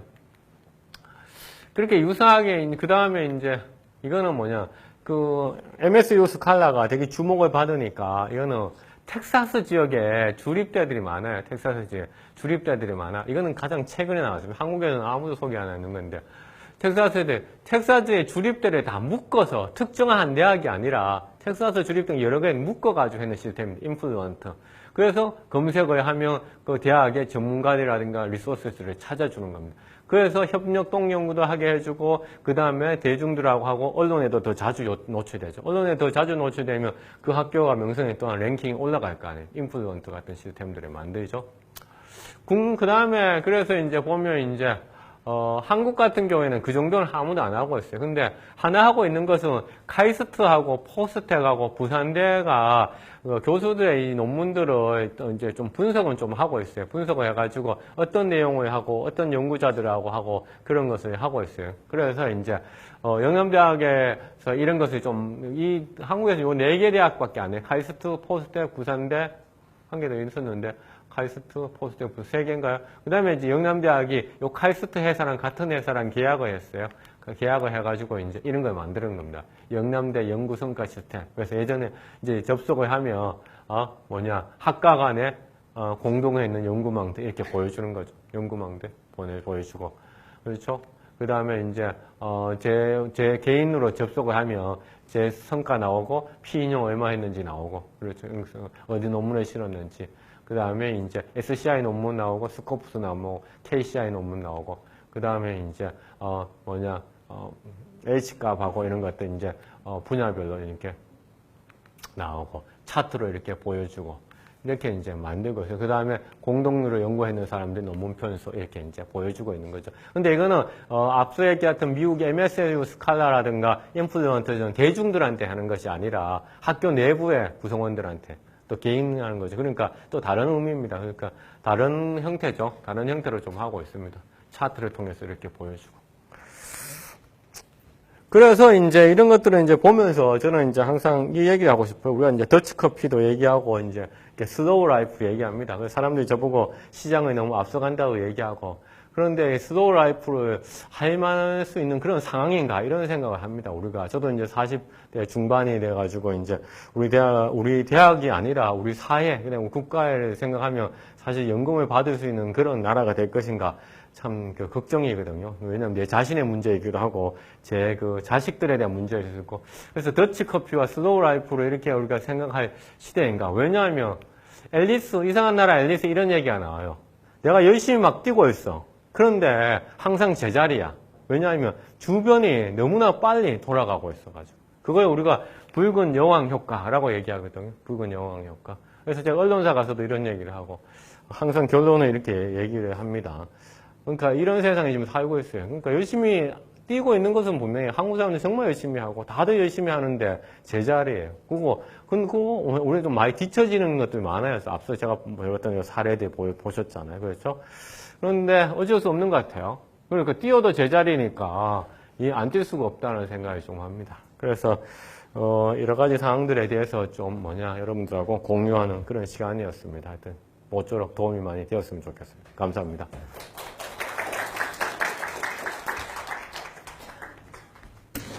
못하는 자리가 많아서 한전을 좀 자극을 하고 그래서 병역을 해야 될지 있는데 지금 저희 대학으로는 교수님 쪽에 워낙 고민이 많이 하니까 입시가 하고 그러다 그러면 정형되어 있다 지금 학생들이 들어왔던 지역들이 들어왔던 그들이 하나니까 청량이 달라지고 또 그게 탈락들이 하나도 많은데 입시를 좀 이렇게 하기 위해서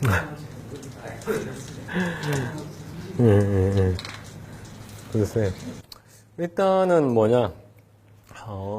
저는 제가, 그거는 대구 사이버대학의 미래를 저한테 맡기는 그런 걸 제가 함부로 대답을 해드릴 수는 없고, 동일한 데이터였는데, 그러니까 인포그래픽스를 다르게 할 경우 보이지 않던 그런 팩트들을 볼 수가 있거든요. 그러니까 그런 시도들을 좀 일단 한번 해보시는 게 좋지 않을까. 그러니까 동일한 데이터였는데 그것을 앞서 얘기했듯이 이제 지리 기반으로도 한번 만들어보고 프로세스 기반으로도 만들어보고 타임라인으로도 만들어보고 그렇게 만들어봤을 경우 사실은 보지 못했던 그런 그 숨겨진 차원들을 찾을 수가 있는데 우리가 그렇게 해보지 않았던 경우가 많아요. 특히 제가 학생들 이제 실습 과제에서도 이거는 지리 기반으로 표시를 하면 더 잘 보일 것 같은데 하니까 진짜 새로 보이지 않았던 패턴들이 나타나거든요. 그러니까 우리는 다 항상 우리 착시 현상을 가지고 있잖아요. 그러니 같은 데이터라도 그래서 어떻게 표현하냐에 따라서 히든 미닝들을 찾을 수 있으니까 방금 말씀하셨던 그런 많이 가지고 있는 데이터들을 똑같은 방식이 아니라 다양한 방식으로 한번 시도해 보시면 보지 못했던 새로운 것이 또 분명히 나타날 거라고 생각합니다. 네. 네. 또 질문 없으시죠? 네. 마칠까요? 네. 수고하셨습니다.